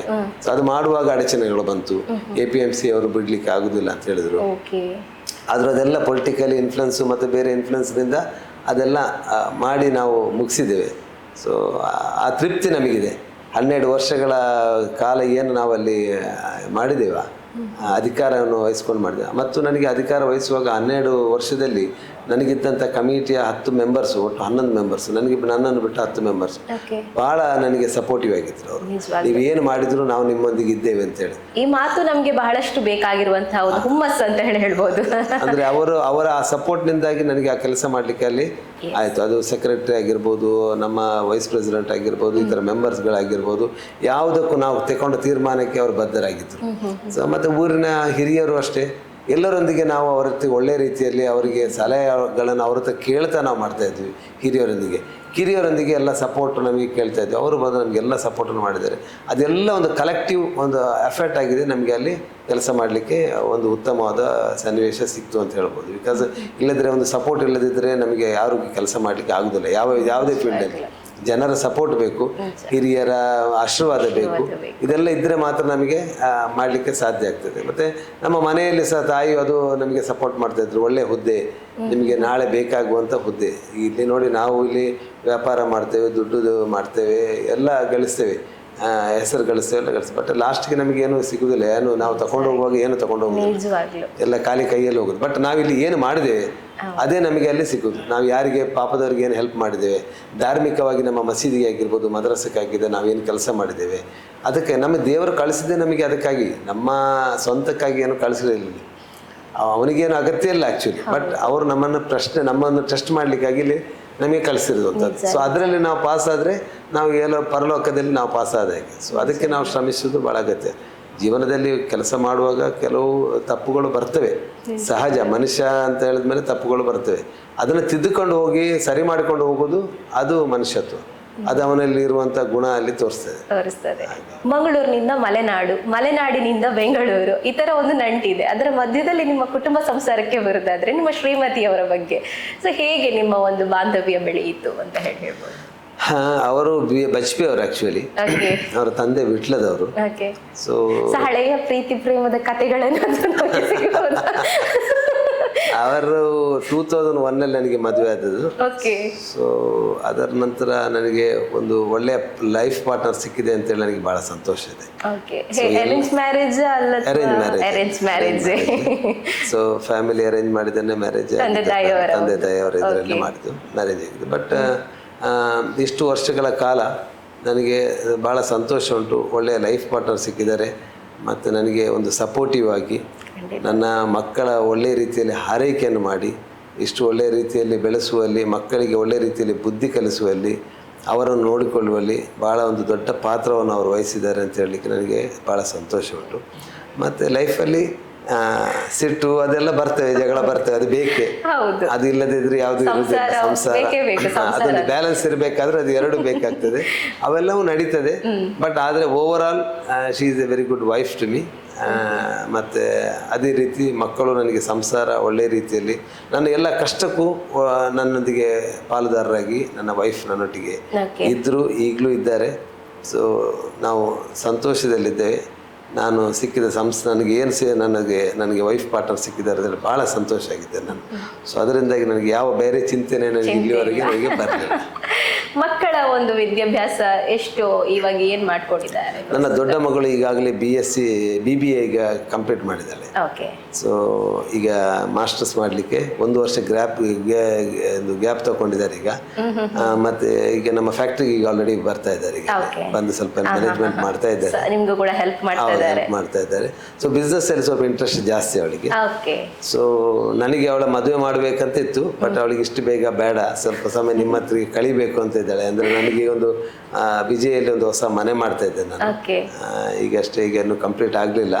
ಸೊ ಅದರಲ್ಲಿ ಕೆಲವು ಕಾಲ ಕಲಿಬೇಕು ಮತ್ತೆ ನನಗೆ ಮದುವೆ ಮಾಡಿ ಅಂತ ಹೇಳೋ ಸರ್. ಅದು ಒಂದು ಕೇಳಬೇಕು ಸರ್, ಯಾಕಂದ್ರೆ ನಾನು ಕೂಡ ನನ್ನ ಫ್ರೆಂಡ್ಸ್ ಕೂಡ ಆದಷ್ಟು ನಾನು 10th ಬರುವಷ್ಟೊತ್ತಿಗೆ ಅವ್ರಿಗೆ ಮ್ಯಾರೇಜ್ ಆಗಿತ್ತು. ಯಾಕಂದ್ರೆ ನಿಮ್ ಕಮ್ಯುನಿಟಿ ಬೇಸಿಸ್ ನೋಡುವಾಗ ಸೊ ಅದೊಂದು ದೊಡ್ಡ ಚಾಲೆಂಜ್ ಅಲ್ಲ ಸರ್ ನಿಮ್ಮಲ್ಲಿ ಅದೊಂದು ಎದುರಿಸುವಂಥದ್ದು ಅಂತ ಹೇಳಿ, ಅಂದ್ರೆ ಬೇಗ ಮದುವೆ ಅನ್ನುವಂಥದ್ದು? ನಮ್ಮ ಕಮ್ಯುನಿಟಿಯಲ್ಲಿ ಈಗಲ್ಲ, ಮುಂಚಿನಿಂದಲೂ ಬಹಳಷ್ಟು ವರ್ಷಗಳ ಮುಂಚಿನಿಂದಲೂ ಬಹಳ ಬೇಗ ಮದುವೆ ಮಾಡುವಂಥ ಒಂದು ರೂಢಿ. ಸೊ ಹೆಣ್ಣು ಮಕ್ಕಳ ಟೆನ್ಷನ್ ಇರಬಾರ್ದು ತಂದೆ ತಾಯಿಗೆ, ಅವ್ರು ಇರುವಾಗಲೇ ಮದುವೆ ಮಾಡಿ ಕೊಡಬೇಕು ಎಂಬ ಒಂದು ನಿಟ್ಟಿನಲ್ಲಿ ಅಂತ ಇದು ಬರ್ತಾ ಇತ್ತು. ಮತ್ತೆ ಬರ್ತಾ ಬರ್ತಾ ಬರ್ತಾ ಅದು ಕ್ರಮೇಣ ಸ್ವಲ್ಪ ಲೇಟ್ ಆಗ್ತಾ ಬಂತು. 10th ಇಂದ PUC ಬಂತು, PUC ಇಂದ ಕಾಲೇಜ್ ಬಂತು, ಡಿಗ್ರಿ ಬಂತು. ಈಗೆಲ್ಲ ಒಂದು 24 ಅಲ್ಲದೆ ಮದುವೆ ಆಗುದಿಲ್ಲ ಹೆಣ್ಣು ಮಕ್ಕಳು. 24 ಅದರಲ್ಲೂ ಡಾಕ್ಟರ್ ಎಲ್ಲ ಕಲಿಯುವಾಗ ಮತ್ತೆ ಜಾಸ್ತಿ ಆಗ್ತದೆ. 26, 27 ಡಾಕ್ಟರ್ ಆದ್ಮೇಲೆ ಅವರಿಗೆ ಪ್ರಾಕ್ಟೀಸ್ ಮಾಡಬೇಕು, 28 ಆಗ್ತದೆ ಈಗ. ಸೊ ಈಗ ಅಷ್ಟೊಂದು ಅದನ್ನು ಇಲ್ಲ ಇಷ್ಟೇ ಬೇಗ ಮಾಡಬೇಕಂತ ಏನಿಲ್ಲ, ಅದು ಆ ರೂಢಿ ಹೋಗಿದೆ ಈಗ. ಸೊ ಈಗ 21 ಅಲ್ಲದೆ ಯಾರು ಮದುವೆ ಮಾಡುದಿಲ್ಲ, ಈಗ 24 ಎಲ್ಲ ಜಾಸ್ತಿ ಆಗ್ತದೆ. ಸೊ ಆ ಜನರೇಷನ್ ಗ್ಯಾಪಿನ ಐಡಿಯಾಸ್ ಇರ್ತದಲ್ಲ, ಸೊ ಅದು ಡಿಫ್ರೆಂಟ್ ಆಗಿರ್ತದೆ. ಇನ್ನೊಂದು 10 ವರ್ಷ ಹೋದ್ರೆ ಅದು ಬೇರೆ ಕ್ರಮೇಣ ಬೇರೆ ಚೇಂಜ್ ಬದಲಾವಣೆಗಳು ಬರ್ತವೆ. ಹೌದು. ಸೊ ಇನ್ನು ಅಂದ್ರೆ ಇನ್ನು ಉಳಿದ ಬೇರೆ ನನ್ನ ಇನ್ನೊಬ್ಬ second daughter, she is in second year ಡಿಗ್ರಿಯಲ್ಲಿ ಎನಪಾಯದಲ್ಲಿ ಕಲಿತಾ ಇದ್ದಾಳೆ. ಸೊ ಥರ್ಡ್ ಡಾಟರ್ LHS ಅಲ್ಲಿ ಸೆಕೆಂಡ್ PU PCMB ಅಲ್ಲಿ ಕಲಿತಾ ಇದ್ದಾಳೆ. ಮತ್ತು ನನ್ನ 4th ಡಾಕ್ಟರ್ ಅವಳೀಗ 7th ಅಲ್ಲಿದ್ದಾಳೆ. ಇನ್ನೊಬ್ಬ 5th ಡಾಕ್ಟರ್ ಒಂದೇ ಮಗ, ಅವನು 4th ಸ್ಟ್ಯಾಂಡರ್ಡ್ ಅಲ್ಲಿ ಕಲಿತಾ ಇದ್ದಾನೆ, ರೂಟ್ಸ್ ಅಲ್ಲಿ ಕಲಿತಾ ಇದ್ದಾರೆ ಅವರು. ಸೊ ಸುಖಿ ಸಂಸಾರ ಅಂತ ಹೇಳ್ಬೋದು. ತಂದೆ ತಾಯಿಯವರ ಆಶೀರ್ವಾದ ಇದೆ, ಹೆಂಡತಿಯ ಸಪೋರ್ಟ್ ಇದೆ, ಮಕ್ಕಳದ್ದು ಕೂಡ ಸಪೋರ್ಟ್ ಇದೆ ಅಲ್ವಾ ಸರ್? ತುಂಬ ಸಂಸಾರದಲ್ಲಿ ಸುಖಿ ಸಂಸಾರ, ನಗು ಸಂಸಾರ ಅಂತ ಹೇಳ್ಬೋದು. ಸೊ ಇಷ್ಟರಲ್ಲಿ ನಿಮ್ ದಿನಚರಿ ಹೇಗಿರುತ್ತೆ ಸರ್? ತುಂಬಾ ಬ್ಯುಸಿ ಪರ್ಸನ್ ನೀವು, ಈಗಂತೂ ಹೇಳೋದೇ ಬೇಡ, ನಿಮ್ದು ಜವಾಬ್ದಾರಿಗಳು ಜಾಸ್ತಿ ಆಗ್ತಾನೆ ಇದೆ. ಒಬ್ಬ ತಂದೆಯಾಗಿದ್ದೀರಾ, ಧಾರ್ಮಿಕ ಮುಂದಾಳು ಆಗಿದ್ದೀರಾ, ಸಾಮಾಜಿಕ ಚಿಂತಕರಾಗಿದ್ದೀರಾ, ರಾಜಕೀಯಕ್ಕೆ ಒಂದು ಎಂಟ್ರಿ ಕೊಡ್ತಾ ಇದ್ದೀರಾ.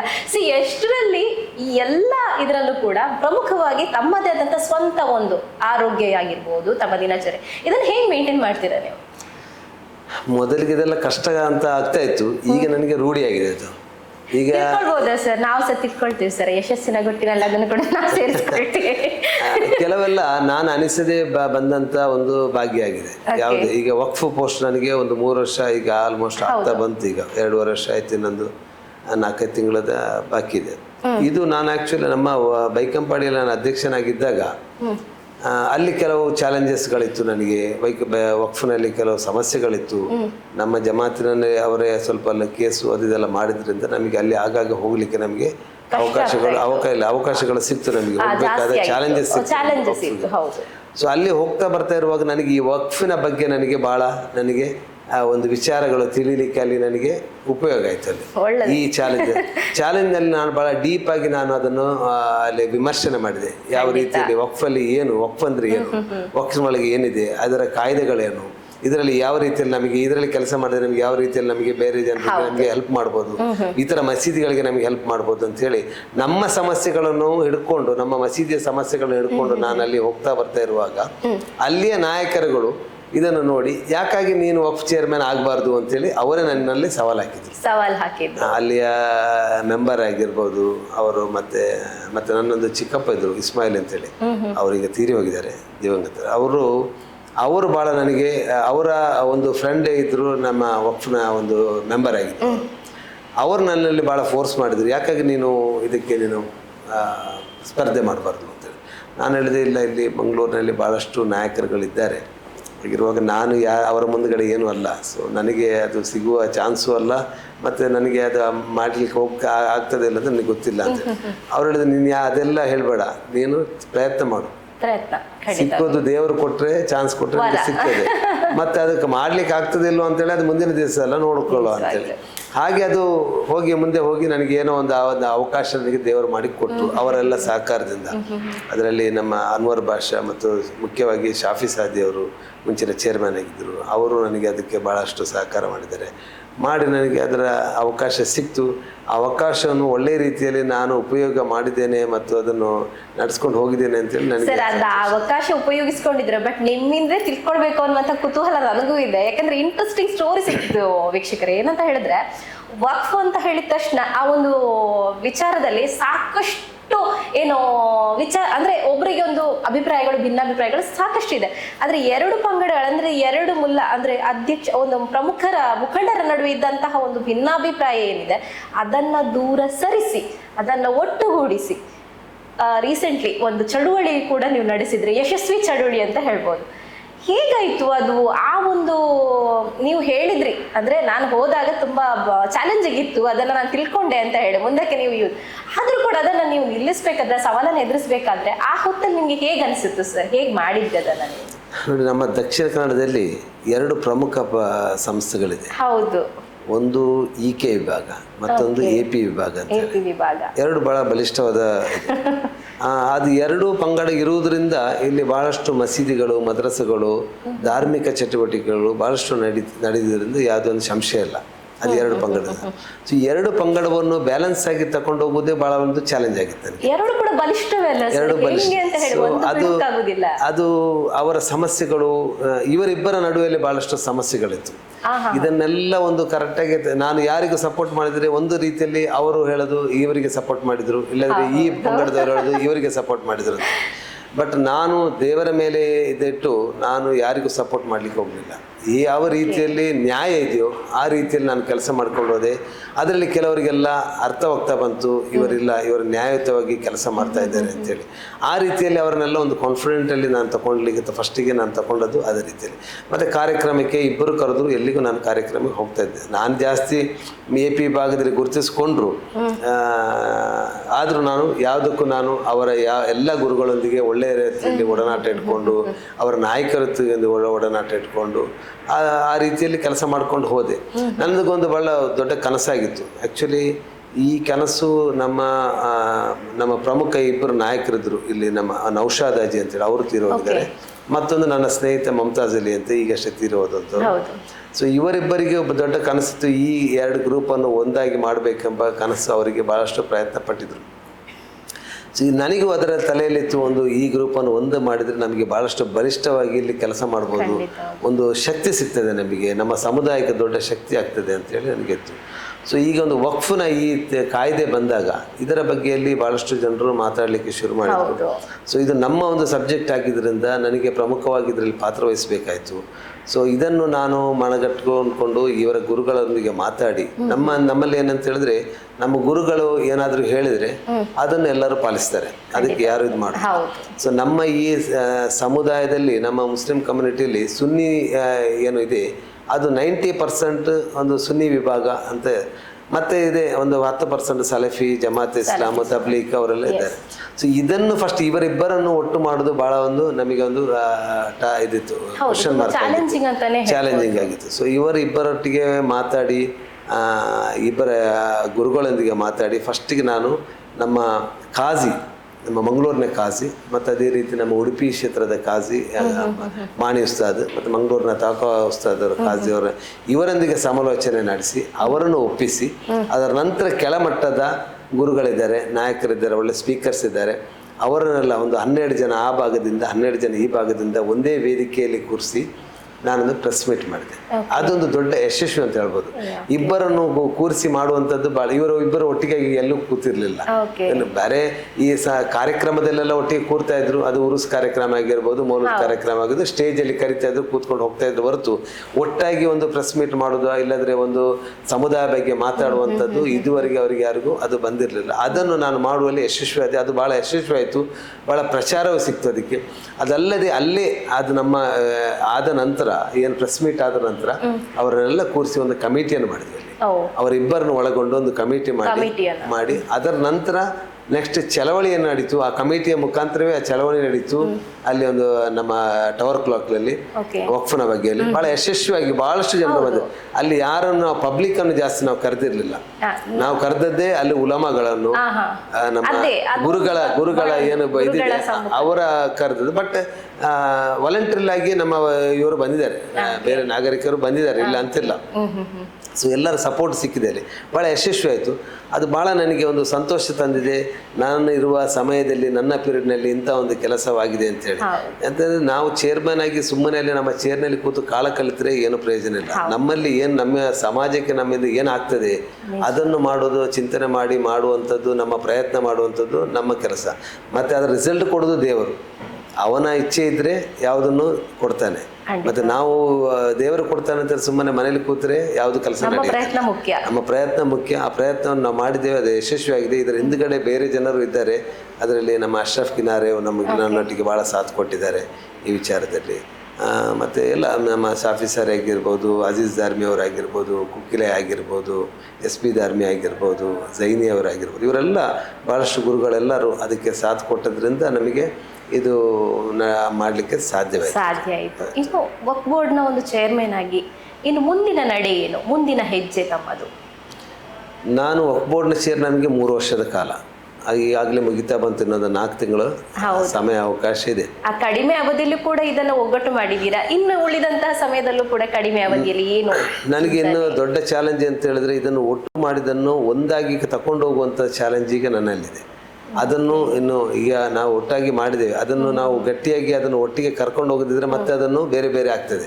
ಅದನ್ನು ಬೇರೆ ಬೇರೆ ಆಗದ ರೀತಿಯಲ್ಲಿ ಇವರನ್ನು ಒಂದಾಗಿಕೊಂಡು ಕರ್ಕೊಂಡೋಗಿ ಇನ್ನು ಕೆಲವು ಕಾರ್ಯಕ್ರಮಗಳನ್ನು ಮಾಡ್ತಾ ನಮ್ಮ ಸಮುದಾಯಕ್ಕೆ ಹೆಲ್ಪ್ ಆಗೋ ರೀತಿಯಲ್ಲಿ ಮಾಡುವಂಥದ್ದು ನನ್ನಲ್ಲಿ ದೊಡ್ಡ ಚಾಲೆಂಜ್. ಅದಕ್ಕೊಂದು ನನ್ನ ಈ ರಂಜಾನ್ ಕಳೆದ ನಂತರ ಒಂದು ಸಣ್ಣ ಒಂದು ಕಾರ್ಯಕ್ರಮ ನಾನು ಇಟ್ಕೊಂಡಿದ್ದೀನಿ, ಅದರ ನಿಟ್ಟಿನಲ್ಲಿ ಇಟ್ಕೊಂಡಿದ್ದೇನೆ.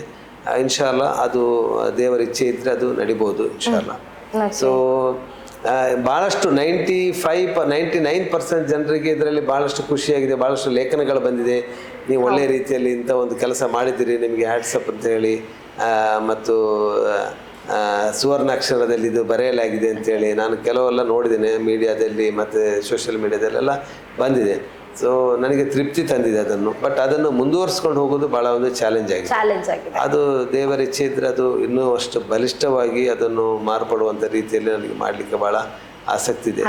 ಮತ್ತು ಇನ್ನೊಂದು ಅಂತೇಳಿ ನನಗೆ ಭಾಳಷ್ಟು ಒಂದು ಚಾಲೆಂಜ್ ಇತ್ತು. ನಮ್ಮ ಒಂದು ಎಲ್ಲ ಜಮಾತಿನಲ್ಲಿ ಡಾಟಾ ವೈಸ್ ನಮಗೆ ಒಂದು ಡಾಟಾ ಮಾಡಬೇಕಂತೇಳಿ. ಅಂದರೆ ನಮ್ಮ ಸಮುದಾಯದ ಜನರು ಎಷ್ಟು ಬಡ ಜನರಿದ್ದಾರೆ, ಎಷ್ಟು BPL APL ವಿಭಾಗದಲ್ಲಿ ಎಷ್ಟು ಜನರಿದ್ದಾರೆ, ಮದುವೆ ಆಗದ ಹುಡುಗಿಯರು ಎಷ್ಟು ಜನರಿದ್ದಾರೆ, ಕಲಿತ ಹುಡುಗರು ಎಷ್ಟು ಜನರಿದ್ದಾರೆ, ಕಲಿಯದ ಹುಡುಗರು ಎಷ್ಟು ಜನರಿದ್ದಾರೆ, ಡ್ರಾಪ್ಔಟ್ ಆದವರು ಎಷ್ಟು ಜನರಿದ್ದಾರೆ, ಬಡ ರೇಖೆಯಲ್ಲಿ ಎಷ್ಟು ಜನ ಕೆಳಗೆ ಇದ್ದಾರೆ, ಮತ್ತು ಶ್ರೀಮಂತರು ಎಷ್ಟು ಜನರಿದ್ದಾರೆ, ಇದನ್ನೆಲ್ಲ ಒಂದು ಡಾಟಾ ವೈಸ್ ಎಲ್ಲ ಇದರಲ್ಲೂ ಡಾಟಾ ವೈಸ್ ನಮ್ಮ ಸಮುದಾಯದಲ್ಲಿ ಡಾಟಾ ವೈಸ್ ಇಲ್ಲ.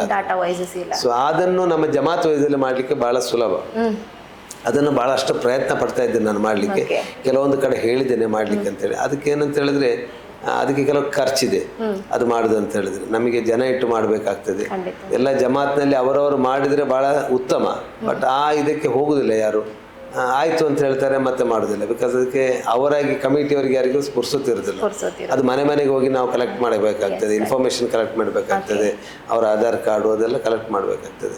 ಅದು ಜಮಾತ್ನವ್ರು ಹೋದರೆ ಕೊಡ್ತಾರೆ, ಜಮಾತ್ನವರು. ಬೇರೆಯವರು ಹೊರಗಡೆ ಹೋದರೆ ಯಾರು ಕೊಡೋದಿಲ್ಲ. ಸೊ ಅವರಿಗೆ ಮಾಡೋದು ಭಾಳ ಸುಲಭ. ನೋಡುವ ಮುಂದಿನ ದಿನಗಳಲ್ಲಿ ಅದನ್ನು ಮಾಡಲಿಕ್ಕೆ ಆಗ್ತದೆ ಅಂತ ನೋಡುವ. ಮತ್ತು ಮಸೀದಿಗಳ ಭಾಳಷ್ಟು ಕೆಲಸಗಳು ನಾವು ಭಿನ್ನಾಭಿಪ್ರಾಯಗಳಿದ್ದಂಥ ಮಸೀದಿಯ ಕಮಿಟಿಗಳನ್ನೆಲ್ಲರನ್ನೂ ಸರಿ ಆಲ್ಮೋಸ್ಟ್ ಒಂದು 95% ನಾವು ಸರಿ ಮಾಡಿದ್ದೇವೆ. ಓಕೆ. ಸೊ ಅದು ತೃಪ್ತಿ ಇದೆ. ಮತ್ತು ಭಾಳಷ್ಟು ಅನುದಾನಗಳು ಕೊಡುವಲ್ಲಿ ಮತ್ತು ಇತರ ಸಮಸ್ಯೆಗಳನ್ನು ಬಗೆಹರಿಸುವಲ್ಲಿ, ಜಾಗದ ಸಮಸ್ಯೆ ಆಗಿರ್ಬೋದು ಎಲ್ಲ ಬಗೆಹರಿಸುವಲ್ಲಿ ಭಾಳ ಪ್ರಾಮಾಣಿಕವಾಗಿ ನಾನು ಕೆಲಸ ಮಾಡಿದ್ರಿಂದ ನನಗೆ ಮುಖ್ಯವಾಗಿ ನಾನು ಈ ನಮ್ಮ ಮಸೀದಿ ಬೈಕಂಪಾಡಿ ಮಸೀದಿಯಲ್ಲಿ ಏನು ನಾನು ಕೆಲಸ ಮಾಡಿದ್ದೇನೆ ಅದರ ಒಂದು ನನಗೆ ಒಂದು ಪರಿಣಾಮವಾಗಿ ಇದೆಲ್ಲ ಸಿಕ್ಕಿದೆ ಅಂತ ನಾನು ಹೇಳ್ಬೋದು. ಬಿಕಾಸ್ ಪ್ರಾಮಾಣಿಕವಾಗಿ ಧಾರ್ಮಿಕವಾಗಿ ದೇವರ ಒಂದು ಒಳ್ಳೆಯ ಕೆಲಸ ಮಾಡಿದ್ರಿಂದ ಇದೆಲ್ಲ ನನಗೆ ಒಲಿತು ಬಂತು ಅಂತ ಹೇಳಲಿಕ್ಕೆ ನಾನು ಇಷ್ಟಪಡ್ತೇನೆ. ನಿಜವಾಗ್ಲೂ ಆ ಒಂದು ಕೃತಜ್ಞತಾ ಭಾವನೆ ಇರುವಂಥದ್ದೇ ನಿಮ್ಮ ಈ ಒಂದು ಯಶಸ್ಸಿನ ಪಯಣಕ್ಕೆ ಒಂದು ಹಾದಿ ಅಂತಲೇ ಹೇಳ್ಬೋದು. ಆದರೆ ಇಷ್ಟೆಲ್ಲ ಹೇಳಿದ್ರಿ ವಕ್ಫ್ ಬಗ್ಗೆ ನೀವು, ಎರಡು ಅಂದರೆ ಮುಖಂಡರ ನಡುವೆ ಇದ್ದಂತಹ ಭಿನ್ನಾಭಿಪ್ರಾಯವನ್ನು ದೂರ ಮಾಡಿದ್ದು, ಇತ್ತೀಚೆಗೆ ಚಳವಳಿ ನಡೆದಿದೆ. ಆದರೆ ವಕ್ಫ್ ಮಸೂದೆ ಬಗ್ಗೆ ನಿಮಗೆ ಯಾಕೆ ಅಷ್ಟೊಂದು ವಿರೋಧ? ವಕ್ಫ್ ನೋಡಿ, ನಮಗೆ ವಿರೋಧ ಅದರಲ್ಲಿ ಯಾಕೆ ಅಂತ ಹೇಳಿದ್ರೆ ಕೆಲವೊಂದು ಅದರಲ್ಲಿ ಅವರು ಈಗ ಏನು ಅಮೆಂಡ್ಮೆಂಟ್ ಮಾಡಲಿಕ್ಕೆ ಹೊರಟಿದ್ದಾರೆ ಅದರಲ್ಲಿ ಕೆಲವೆಲ್ಲ ನಮ್ಮ ವಿರುದ್ಧವಾಗಿದೆ. ಅದರಲ್ಲಿ ಭಾಳಷ್ಟು ಪಾಯಿಂಟ್ಸ್ಗಳು ಏನು ಈಗಾಗಲೇ ನಮಗಿನ್ನೂ ಬಂದಿಲ್ಲ. ಈಗ ಹೊಸದಾಗಿ ಈಗ ಮತ್ತೆ ಏನು ಮಾಡಿದ್ದಾರೆ ಅಂತೇಳಿ ನಮ್ಮ ಕೈಯಲ್ಲಿ ಇದುವರೆಗೆ ಸಿಗಲಿಲ್ಲ. ಬಟ್ ನಾವು ಅದಕ್ಕಿಂತ ಮುಂಚೆ ನಾವು ನೋಡಿದ ಮಟ್ಟದಲ್ಲಿ ಅದರಲ್ಲಿ ಕೆಲವೊಂದು ಪಾಯಿಂಟ್ಸ್ಗಳು ನಮಗೆ ಭಾಳ ಅದು ನೋಡಿ, ಮುಂಚೆ ನಮಗೆ ಒಂದು ನಾವು ಸರ್ವೇರ್ ಇಟ್ಟು ನಮ್ಮದೇ ಆದ ಸರ್ವೇರ್ ಇಟ್ಟು ನಾವು ಸರ್ವೆ ಮಾಡಿಸ್ತಾ ಇದ್ವಿ. ಈಗ ಅದನ್ನು ಕಂಪ್ಲೀಟ್ ಡಿಲೀಟ್ ಮಾಡಿದ್ದಾರೆ. ಅದನ್ನು ವಾಮಿಟ್ ಮಾಡಿ ಸರ್ವೇರ್ ಇಲ್ಲ. ಇನ್ನು ಏನಿದ್ರು ಡಿಸಿಗೆ ಪವರ್ ಇರ್ತದೆ, ಡಿಸಿ ಆಗಿರ್ಬೋದು ಇನ್ನು ಮಾಡಲಿಕ್ಕೆ. ಈಗ ವಕ್ಫ್ ಚೇರ್ಮನ್ ಆಗಿ ನಾನಿದ್ದೇನೆ. ಇನ್ನು ಆ ಅಮೆಂಡ್ಮೆಂಟ್ ಬಂದರೆ ಆ ಚೇರ್ಮನ್ಗೆ ಪವರ್ ಇರೋದಿಲ್ಲ. ಅದೆಲ್ಲವೂ ಜಿಲ್ಲಾಧಿಕಾರಿಗೆ ಹೋಗ್ತದೆ. ಜಿಲ್ಲಾಧಿಕಾರಿ ಹೇಳಿದ ರೀತಿಯಲ್ಲಿ ಅದು ಆಗ್ತದೆ. ಜಿಲ್ಲಾಧಿಕಾರಿ ಹೇಳಿದ್ರೆ ಇಲ್ಲ ಅದು ಸರಿ ಇದೆ ಅಂತ ಹೇಳಿದ್ರೆ ಸರಿ, ಇಲ್ಲ ಅದು ನಿಮಗೆ ಬರುವುದಿಲ್ಲ ಅಂತ ಹೇಳಿದ್ರೆ, ಆ ವ್ಯಾಪ್ತಿಯಲ್ಲಿ ಬರುವುದಿಲ್ಲ ಅಂತ ಹೇಳಿದ್ರೆ ಇಲ್ಲ. ಅದರಲ್ಲಿ ಆತಂಕಕರ ವಿಷಯ ಏನಿದೆ ಅಂತ ಹೇಳ್ಬೋದು ಅಡಕ ಅಂತ ನೋಡಿ, ಒಂದು ಅವರಿಗೆ ಜಿಲ್ಲಾಧಿಕಾರಿ ಅವರಿಗೆ ಈಗ ನಮ್ಮ ಮುಸ್ಲಿಮ್ಸ್ ಆಗಿದ್ರೆ ಕೆಲವೊಂದು ಅವರಿಗೆ ವಿಚಾರಗಳು ಗೊತ್ತಿರ್ತವೆ. ಈಗ ನಾನ್ ಮುಸ್ಲಿಮ್ಸ್ ಆಗಿದ್ರೆ ಅವರಿಗೆ ನಮ್ಮ ಸಮುದಾಯದ ವಿಚಾರ, ನಮ್ಮ ಕಬ್ರಸ್ತಾನದ ವಿಚಾರ, ನಮ್ಮ ಮಸೀದಿಯ ವಿಚಾರ ಏನು ಅವರಿಗೆ ಗೊತ್ತಿರೋದಿಲ್ಲ. ಸೊ ಆ ಗೊತ್ತಿಲ್ಲದ ವಿಚಾರ ಇರುವಾಗ ಅವರ ಟೆಕ್ನಿಕಲ್ ಪಾಯಿಂಟ್ ಏನುಂಟು ಆ ರೀತಿಯಲ್ಲಿ ಅವರು ಮಾಡಲಿಕ್ಕೆ ಹೋದರೆ ಅದಲ್ಲಿ ತೊಂದರೆಗಳಿಗೆ ಬರ್ತವೆ ಅಲ್ಲಿ. ಸೊ ಅದು ನಮಗೆ ಒಂದು ದೊಡ್ಡ ಸವಾಲಾಗಿ ಉಂಟು ಆ ವಿಚಾರ. ಮತ್ತೊಂದೇನಂತ ಹೇಳಿದ್ರೆ, ಈಗ ನಮಗೆ ವಕ್ಫ್ ಬೈ ಯೂಸರ್ ಅಂತ ಹೇಳಿತ್ತು. ಮುಂಚೆ ನಾವು ನಮ್ಮ ರಾಜರುಗಳ ಕಾಲದಲ್ಲಿ ಕೆಲವಷ್ಟು ಜಾಗಗಳನ್ನು ಅವರು ನಿಮಗೆ ನಮ್ಮ ಮಸೀದಿಗೆ ಇದಕ್ಕೆ ಕೊಡಿ, ಅಥವಾ ನಮ್ಮ ಕಮ್ಯುನಿಟಿಗೆ ಡೆವಲಪ್ಮೆಂಟಿಗೆ, ಮುಂದಿನ ಪೀಳಿಗೆಗೆ ಡೆವಲಪ್ಮೆಂಟ್ ಆಗಲಿಕ್ಕಾಗಿ ಈ ಜಾಗವನ್ನು ಯೂಸ್ ಮಾಡಿ ಏನಾದರೂ ಕಟ್ಟಿ ಅಂತೇಳಿ ಬಿಟ್ಟು ಕೊಟ್ಟಿದ್ರು. ಕೆಲವರು ದೊಡ್ಡ ಉದ್ದಿಮೆಗಳು ಬಿಟ್ಟು ಕೊಟ್ಟಿದ್ರು, ಕೆಲವರು ಲ್ಯಾಂಡ್ ಲಾರ್ಡ್ಸ್ ಬಿಟ್ಟು ಕೊಟ್ಟಂತದ್ದಿದ್ದಾರೆ. ಅವತ್ತು ಯಾರು ರೆಕಾರ್ಡ್ ಏನು ಕೊಡಲಿಲ್ಲ, ಅವರು ನಿಮಗೆ ಕೊಟ್ಟಿದ್ದಾರೆ.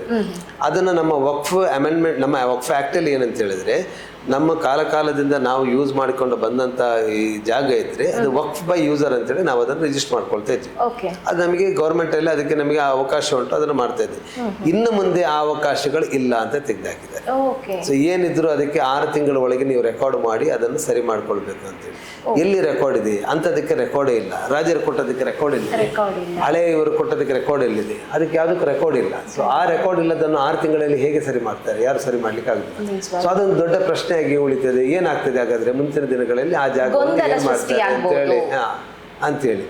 ಸೊ ಹೀಗಿರುವಾಗ ಅದು ಒಂದು ದೊಡ್ಡ ಪ್ರಶ್ನೆ. ಮತ್ತೊಂದು, ಲೀಸಿಗೆ ಕೊಟ್ಟಿರೋದು ಈಗ ಜಾಗ ಇದ್ರೆ 12 ವರ್ಷಕ್ಕಿಂತ ಮಿಗಿಲಾಗಿ ನಾವು ಲೀಸಿಗೆ ಕೊಟ್ಟಿದ್ರೆ ಆ ಲೀಸ್ ನಮಗೆ ಅವರಿಗೆ ಆಗ್ತದೆ ಆ ಜಾಗ. ಮತ್ತೆ ಒಬ್ಬ ಯೂಸ್ ಮಾಡ್ತಾ ಇದ್ದಾರೆ 12 ವರ್ಷಕ್ಕಿಂತ ಜಾಸ್ತಿಯಾಗಿ ಯೂಸ್ ಮಾಡ್ತಾ ಇದ್ರೆ ಆ ಜಾಗವು ಅವರಿಗೆ ಆಗ್ತದೆ, ಸ್ವತಂತ್ರವಾಗಿ. ಸೊ ಕೊಟ್ಟದಂದು ಲೀಸಿಗೆ ನಮ್ಮ ಜಾಗ. ಸೊ ಇದೆಲ್ಲ ನೋಡುವಾಗ ನಮಗೆ ಎಲ್ಲ ರೀತಿಯಲ್ಲಿ ಅದರಲ್ಲಿ ತೊಂದರೆಗಳು ಬರುವಂಥದ್ದು ಜಾಸ್ತಿ ಇದೆ. ಸೊ ಇದಕ್ಕಾಗಿ ನಾವು ಅದನ್ನು ವಿರೋಧಿಸ್ತಾ ಇದ್ದೇವೆ ಬಿಟ್ಟು ಬೇರೆ ನಮಗೇನೂ ಇಲ್ಲ. ಇದರಲ್ಲಿ ಅಮೆಂಡ್ಮೆಂಟ್ 2 ಸಲ ಆಗಿದೆ. 95 ಒಂದು ಸಲ ಆಗಿತ್ತು, ಮತ್ತು 2013 ಒಂದು ಸಲ ಆಯಿತು, ಒಂದು ಅಮೆಂಡ್ಮೆಂಟ್ ಆಯಿತು. ಸೊ ಅವಾಗೆಲ್ಲ ನಮ್ಮ ಮುಸಲ್ಮಾನರು ಎಲ್ಲ ಗುರುಗಳು ಅದಕ್ಕೆ ಚಿಂತಕರು ಕೂತ್ಕೊಂಡು ಮಾಡಿದಂಥ ಒಂದು ಅಮೆಂಡ್ಮೆಂಟ್ ಆ್ಯಕ್ಟ್ ಆಗಿದೆ. ಈಗ ಅದರಲ್ಲಿ ಅಲ್ಲಿ ಯಾರು ಕೂತಿದ್ದಾರೆ ಅಂತ ತಮಗೆಲ್ಲ ಗೊತ್ತಿದೆ. ಅಲ್ಲಿ ಕೂತು ಅದನ್ನು ಮಾಡುವಾಗ ಸೊ ಗೊತ್ತಿದ್ದವರು ಮಾಡಬೇಕು ಹೊರತು ಒಂದು ಧರ್ಮದಲ್ಲಿ ಈಗ ಬೇರೆ ಇದೇ ರೀತಿ ಇದು ವಕ್ಫ್ ಇದ್ದಾಗೆ ನಮ್ಮ ಕ್ರಿಶ್ಚಿಯನ್ರಿಗಿದೆ, ಅದೇ ರೀತಿ ಸಿಖ್ರಿಗಿದೆ. ಅಲ್ಲಿ ಯಾರು ನಾನ್ ಮುಸ್ಲಿಮ್ಸ್, ಸಿಖ್ಸ್ ಆರ್ ನಾನ್ ಕ್ರಿಶ್ಚಿಯನ್ಸ್ ಅಲ್ಲಿ ಇಲ್ಲ. ಈಗ ಇದರಲ್ಲಿ ಕಮಿಟಿಯಲ್ಲಿ 2 ನಾನ್ ಮುಸ್ಲಿಮ್ಸನ್ನು ಹಿಂದೂಸನ್ನು ಹಾಕ್ಬೇಕಂತ ಇದು ಮಾಡಿದ್ದಾರೆ. ಅವ್ರಿಗೇನು ಗಂಧಗಾಲಿ ಗೊತ್ತಿರೋದಿಲ್ಲ ಇದರ ಬಗ್ಗೆಯಲ್ಲಿ. ನಮ್ಮ ಮುಸಲ್ಮಾನ ರೀತಿ ರಿವಾಜಿನ ಬಗ್ಗೆ ಗೊತ್ತಿರೋದಿಲ್ಲ, ನಮ್ಮ ಮಸೀದಿ ಬಗ್ಗೆ ಅವ್ರಿಗೆ ಗೊತ್ತಿರೋದಿಲ್ಲ, ನಮ್ಮ ಲಾ ಆ್ಯಂಡ್ ಆರ್ಡರ್ ಬಗ್ಗೆ ಅವ್ರಿಗೆ ಗೊತ್ತಿರಲಿಲ್ಲ. ಅವ್ರು ಬಂದು ಅಲ್ಲಿ ಏನು ಮಾಡ್ತಾರೆ ಅವರ ಇದರಲ್ಲಿ? ಸೊ ಇದು ಎಲ್ಲ ಅನ್ಯಾಯದ ರೀತಿಯಲ್ಲಿ ಹೋಗ್ತಾ ಇದೆ ಅಂತೇಳಿ ನಾವು ಎಲ್ಲರೂ ವಿರೋಧಿಸ್ತಾ ಇದ್ದೀವಿ ಇದನ್ನು. ಅದಕ್ಕಾಗಿ ಇನ್ನು ಈಗ ಆಲ್ರೆಡಿ ಈಗ ಸ್ಟಾರ್ಟ್ ಆಗಿದೆ ಇದರ ಬಗ್ಗೆಯಲ್ಲಿ ವಿರೋಧ ಮಾಡಲಿಕ್ಕೆ. ಈಗ ಆಲ್ರೆಡಿ ಚಳವಳಿ ಸ್ಟಾರ್ಟ್ ಆಗಿದೆ. ಡೆಲ್ಲಿಯಲ್ಲಿ ಭಾಳಷ್ಟು ದೊಡ್ಡ ರೀತಿಯಲ್ಲಿ ಮುಸ್ಲಿಂ ಪರ್ಸನಲ್ ಲಾ ಬೋರ್ಡು ಇದನ್ನು ಶುರು ಮಾಡಿದೆ. ಸೊ ಇನ್ನು ಮುಂದಿನ ದಿನಗಳಲ್ಲಿ ಇದು ಭಾಳಷ್ಟು ದೊಡ್ಡದಾಗಿ ಭಾಳ ಪರಿಣಾಮಕಾರಿಯಾಗಿ ಆಗುವಂಥ ಎಲ್ಲ ಲಕ್ಷಣಗಳು ಇಲ್ಲಿ ಕಾಣ್ತಾ ಇದೆ. ಬಿಕಾಸ್ ಇದು ವಕ್ಫ್ ಅಂತ ಹೇಳಿದ್ರೆ ಮುಸಲ್ಮಾನರಿಗೆ ಒಂದು ನಮಗೆ ನಮ್ಮ ಜೀವದಲ್ಲಿ ಒಂದು ಹಾರ್ಟ್ ಇದ್ದಾಗೆ.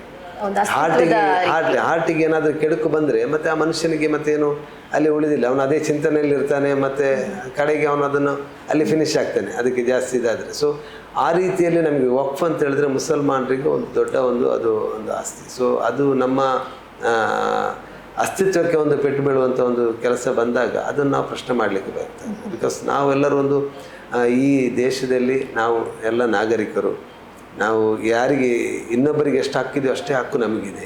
ಈ ಮಣ್ಣಿನಲ್ಲಿ ಬೆಳೆದಂಥವ್ರು, ಈ ಮಣ್ಣಿಗಾಗಿ ನಾವು ಈ ಸರ್ಕಾರಕ್ಕಾಗಿ ಟ್ಯಾಕ್ಸ್ ಕಟ್ಟುವಂಥವ್ರು, ನಮ್ಮ ಎಷ್ಟೋ ಉದ್ಯಮಗಳಿದ್ದಾರೆ, ಎಷ್ಟೋ ಟ್ಯಾಕ್ಸ್ ಕಟ್ತಾರೆ. ಆ ಟ್ಯಾಕ್ಸನ್ನು ನಾವು ಹಿಂದೆ ಕೇಳ್ತಾ ಇಲ್ಲ. ನಾವು ಕೇಳ್ತಾ ಇರೋದೇನು, ನಮ್ಮ ಸಮುದಾಯದ ಇದ್ದ ಜಾಗವನ್ನು ನೀವು ಅದಕ್ಕೆ ಕೈ ಮುಟ್ಲಿಕ್ಕೆ ಹೋಗಬೇಡಿ, ಅದನ್ನು ನಮ್ಮ ಸಮುದಾಯಕ್ಕೆ ಬಿಡಿ, ನಮ್ಮ ಸಮುದಾಯದ ಪೀಳಿಗೆಗೆ, ಅದರ ಡೆವಲಪ್ಮೆಂಟ್ಗೆ, ಅಪ್ಲಿಪ್ಮೆಂಟಿಗೆ ಆಗಿ ಇದ್ದಂಥ ಜಾಗಗಳು, ಇದ್ದಂಥ ಸ್ವತ್ತುಗಳನ್ನು ಅದನ್ನು ನಮ್ಮ ಸಮುದಾಯಕ್ಕೆ ಬಿಡಿ ಅಂತೇಳಿ. ನಿಮ್ಮ ಸಮುದಾಯ ನಮ್ಮ ಸಮುದಾಯ ಬೇರೇನು ಕೇಳ್ತಾ ಇಲ್ಲ. ಅದಕ್ಕಾಗಿ ನಾವು ಮುಖ್ಯವಾಗಿ ವಿರೋಧಿಸ್ತಾ ಇದೆ. ಇನ್ನಷ್ಟು ಕೆಲವು ಪಾಯಿಂಟ್ಸ್ಗಳಿದೆ ಅದರಲ್ಲಿ. ಸೊ ಇದು ಮೇನ್ ಪಾಯಿಂಟ್ಸ್ ಆಗಿದೆ ನಮಗೆ ವಿರೋಧ ಇದೆ. ಇದೊಂದು ನಿಮ್ಮ ಒಂದು ವಿರೋಧ. ಆದ್ರೂ ಕೂಡ ಒಂದು ದೂರದೃಷ್ಟಿತ್ವ ಒಂದು ಇಟ್ಟುಕೊಂಡು ಆ ಹಿತಚಿಂತನೆ ಬರ್ಬೋದು ಅನ್ನೋಂತ ಹೇಳಿ ಯಾಕೆ ಅನ್ನಿಸಿತು? ಯಾಕಂತ ಹೇಳಿದ್ರೆ ಭಾರತ ಒಂದು ಸೌಹಾರ್ದತೆಯ ಒಂದು ದೇಶ ಅಂತ ಹೇಳ್ತಾರೆ. ಸೊ ಈ ನಿಟ್ಟಿನಲ್ಲಿ ಎಲ್ಲರೂ ಕೂಡ ಒಗ್ಗಟ್ಟಿನ ಒಂದು ಬಲ ಇದೆ ಅಂತ ಹೇಳುವಾಗ ಮುಂದಕ್ಕೆ ಅದು ಆ ಥರ ಯೋಚನೆಗಳು ಬರ್ಬೋದು ಅನ್ನುವಂತಹ, ಅಂದ್ರೆ ಯಾವುದಾದ್ರೂ ಸೂಚನೆಗಳು ಅಥವಾ ನಿಮ್ಗೆ ಏನಾದ್ರೂ ಅನಿಸುವಂಥ ರೀತಿ ಆ ಥರ ಏನಾದ್ರೂ ಆಯ್ತಾ ಅಂತ ಹೇಳಿ ಕಲ್ಪನೆಗೆ? ಅಲ್ಲ ನೋಡಿ, ಈಗ ನಾವು ಈ ಭಾರತ ದೇಶದಲ್ಲಿ ಹಿಂದೂ ಮುಸಲ್ಮಾನರು ಕ್ರೈಸ್ತರು ಎಲ್ಲರೂ ಒಗ್ಗಟ್ಟಾಗಿ ಒಂದು ಅಣ್ಣ ತಮ್ಮಂದಿರಾಗಿ ನಾವು ಜೀವಿಸ್ತಾ ಇದ್ದೀವಿ. ಈಗ ಯಾವುದಿಗೂ ಯಾರದ್ರಲ್ಲಿ ಪ್ರಶ್ನೆಗಳಿಲ್ಲ. ಕೆಲವು ರಾಜಕೀಯವಾಗಿ ಕೆಲವೆಲ್ಲ ಪ್ರಶ್ನೆಗಳು ಬರ್ತವೆ, ಅದು ಬೇರೆ ವಿಚಾರ. ಅದು ಎಲ್ಲರಿಗೂ ಗೊತ್ತಿದೆ. ಒಂದು ಎಜುಕೇಟೆಡ್ ಇದ್ದವರಿಗೆ ಗೊತ್ತಾಗ್ತದೆ ಯಾದಕ್ಕಾಗಿ ಏನು ಮಾಡ್ತಾ ಇದ್ದಾರೆ ಅಂತೇಳಿ ಎಲ್ಲರಿಗೂ ಗೊತ್ತಾಗ್ತದೆ. ಕೆಲವು ಅನ್ಎಜುಕೇಟೆಡ್ ಜನರು ಇದ್ದಾರೆ, ದುಡ್ಡು ಕೊಟ್ಟರೆ ಏನು ಮಾಡಲಿಕ್ಕೆ ಆಗ್ತದೆ ಅಂತೇಳಿ ಅವರು ಕೆಲವರು ಮಾಡ್ತಾರೆ ಹೊರತು ಬೇರೆ ಯಾರು ಇದಕ್ಕೆ ಹೋಗುದಿಲ್ಲ, ಎಲ್ಲರಿಗೂ ಗೊತ್ತಾಗಿದೆ. ಇಂಥ ಪ್ರಶ್ನೆಗಳು ಬಂದಾಗ, ನಾಳೆ ಸರ್ಕಾರದ ಇಂಥ ಪ್ರಶ್ನೆಗಳು ಬಂದಾಗ, ನಮ್ಮ ಜಾಗ ಹೋಗುವುದು ಅದೆಲ್ಲ ಬಂದಾಗ ಅವಾಗ ಏನಾಗ್ತದೆ, ನಮ್ಮ ಈ ಹಿಂದೂ ಬಾಂಧವರು ಏನಿದ್ದಾರೆ ಅವರೊಂದಿಗೆ ಘರ್ಷಣೆ ಬರುವಂಥ ಸನ್ನಿವೇಶಗಳು ನಮಗೆ ಮುಂದಿನ ದಿನಗಳಲ್ಲಿ ಬರ್ಬೋದು. ಅದು ಬರಬಾರ್ದು ಅಂತೇಳಿ ನಾವು ಒಗ್ಗಟ್ಟಾಗಿ ಇಲ್ಲಿರಬೇಕು, ಅಣ್ಣ ತಮ್ಮಂದಿರಾಗಿ ಇರಬೇಕೆಂಬುದನ್ನು ನಮ್ಮ ಉದ್ದೇಶ. ಮತ್ತು ನೋಡಿ, ಬೇರೆ ಸಮುದಾಯದ ಟ್ರಸ್ಟ್ ಇದಕ್ಕೆ ಆ್ಯಕ್ಟಿಗೆ ಇಲ್ಲದಂಥದ್ದು ನಮಗೆ ಮುಸಲ್ಮಾನರಿಗೆ ಯಾಕೆ ತಂದು ಹಾಕ್ತೀರಿ ಅಂತೇಳಿ ಕೆಲವರ ಭಾಳಷ್ಟು ಜನರ ಪ್ರಶ್ನೆ. ಅದು ಮುಂದಿನ ದಿನಗಳಲ್ಲಿ ಸಮಸ್ಯೆ. ಈಗ ನಾವು ಇದ್ದೇವೆ, ನಮ್ಮ ನೆಕ್ಸ್ಟ್ ಜನರೇಷನ್ ಹೇಗೆ ಬರ್ತದೆ ಅಂತ ಹೇಳಲಿಕ್ಕಾಗೋದಿಲ್ಲ. ಆ ನೆಕ್ಸ್ಟ್ ಜನರೇಷನ್ ಬರುವಾಗ ಇಂಥ ಸಮಸ್ಯೆಗಳೆಲ್ಲ ಬಂದಾಗ ಅಲ್ಲಿ ಘರ್ಷಣೆಗಳು ಉಂಟಾಗ್ಬೋದು, ನಮ್ಮಲ್ಲಿ ವೈಮನಸ್ಸು ಉಂಟಾಗ್ಬೋದು, ಆರೋಗ್ಯಯುತವಾಗಿ ನಡೀಬೇಕು ಅನ್ನೋದು ಒಂದು ಚಿಂತನೆ. ನಮ್ಮನೊಳಗೆ ವೈಮನಸ್ಸು ಇರ್ಬೋದು. ಅದು ಯಾವುದು ಸರ್ಕಾರಿ ಜಾಗ ಇದ್ರೆ ಒಂದು ಲೆಕ್ಕ ಬೇರೆ, ಇಲ್ಲಿ ಯಾವುದು ಸರ್ಕಾರಿ ಜಾಗಗಳಿಲ್ಲ. ಇದೆಲ್ಲ ಕೊಟ್ಟಂತ ದಾನಿಗಳು ಕೊಟ್ಟಂತ ಜಾಗವನ್ನು ಈಗ ಮತ್ತೆ ವಾಪಸ್ ತಗೊಳ್ಳಿಕ್ಕೆ ನೋಡ್ತಾ ಇರೋದಂಥದ್ದು, ಅದನ್ನು ನಾವು ವಿರೋಧಿಸ್ತಾ ಇದ್ದೇವೆ. ಖಂಡಿತವಾಗ್ಲೂ ಬಹಳ ಒಂದು ಉತ್ತಮವಾದಂತಹ ಉದ್ದೇಶ ಅಂತಾನೆ ಹೇಳ್ಬೋದು.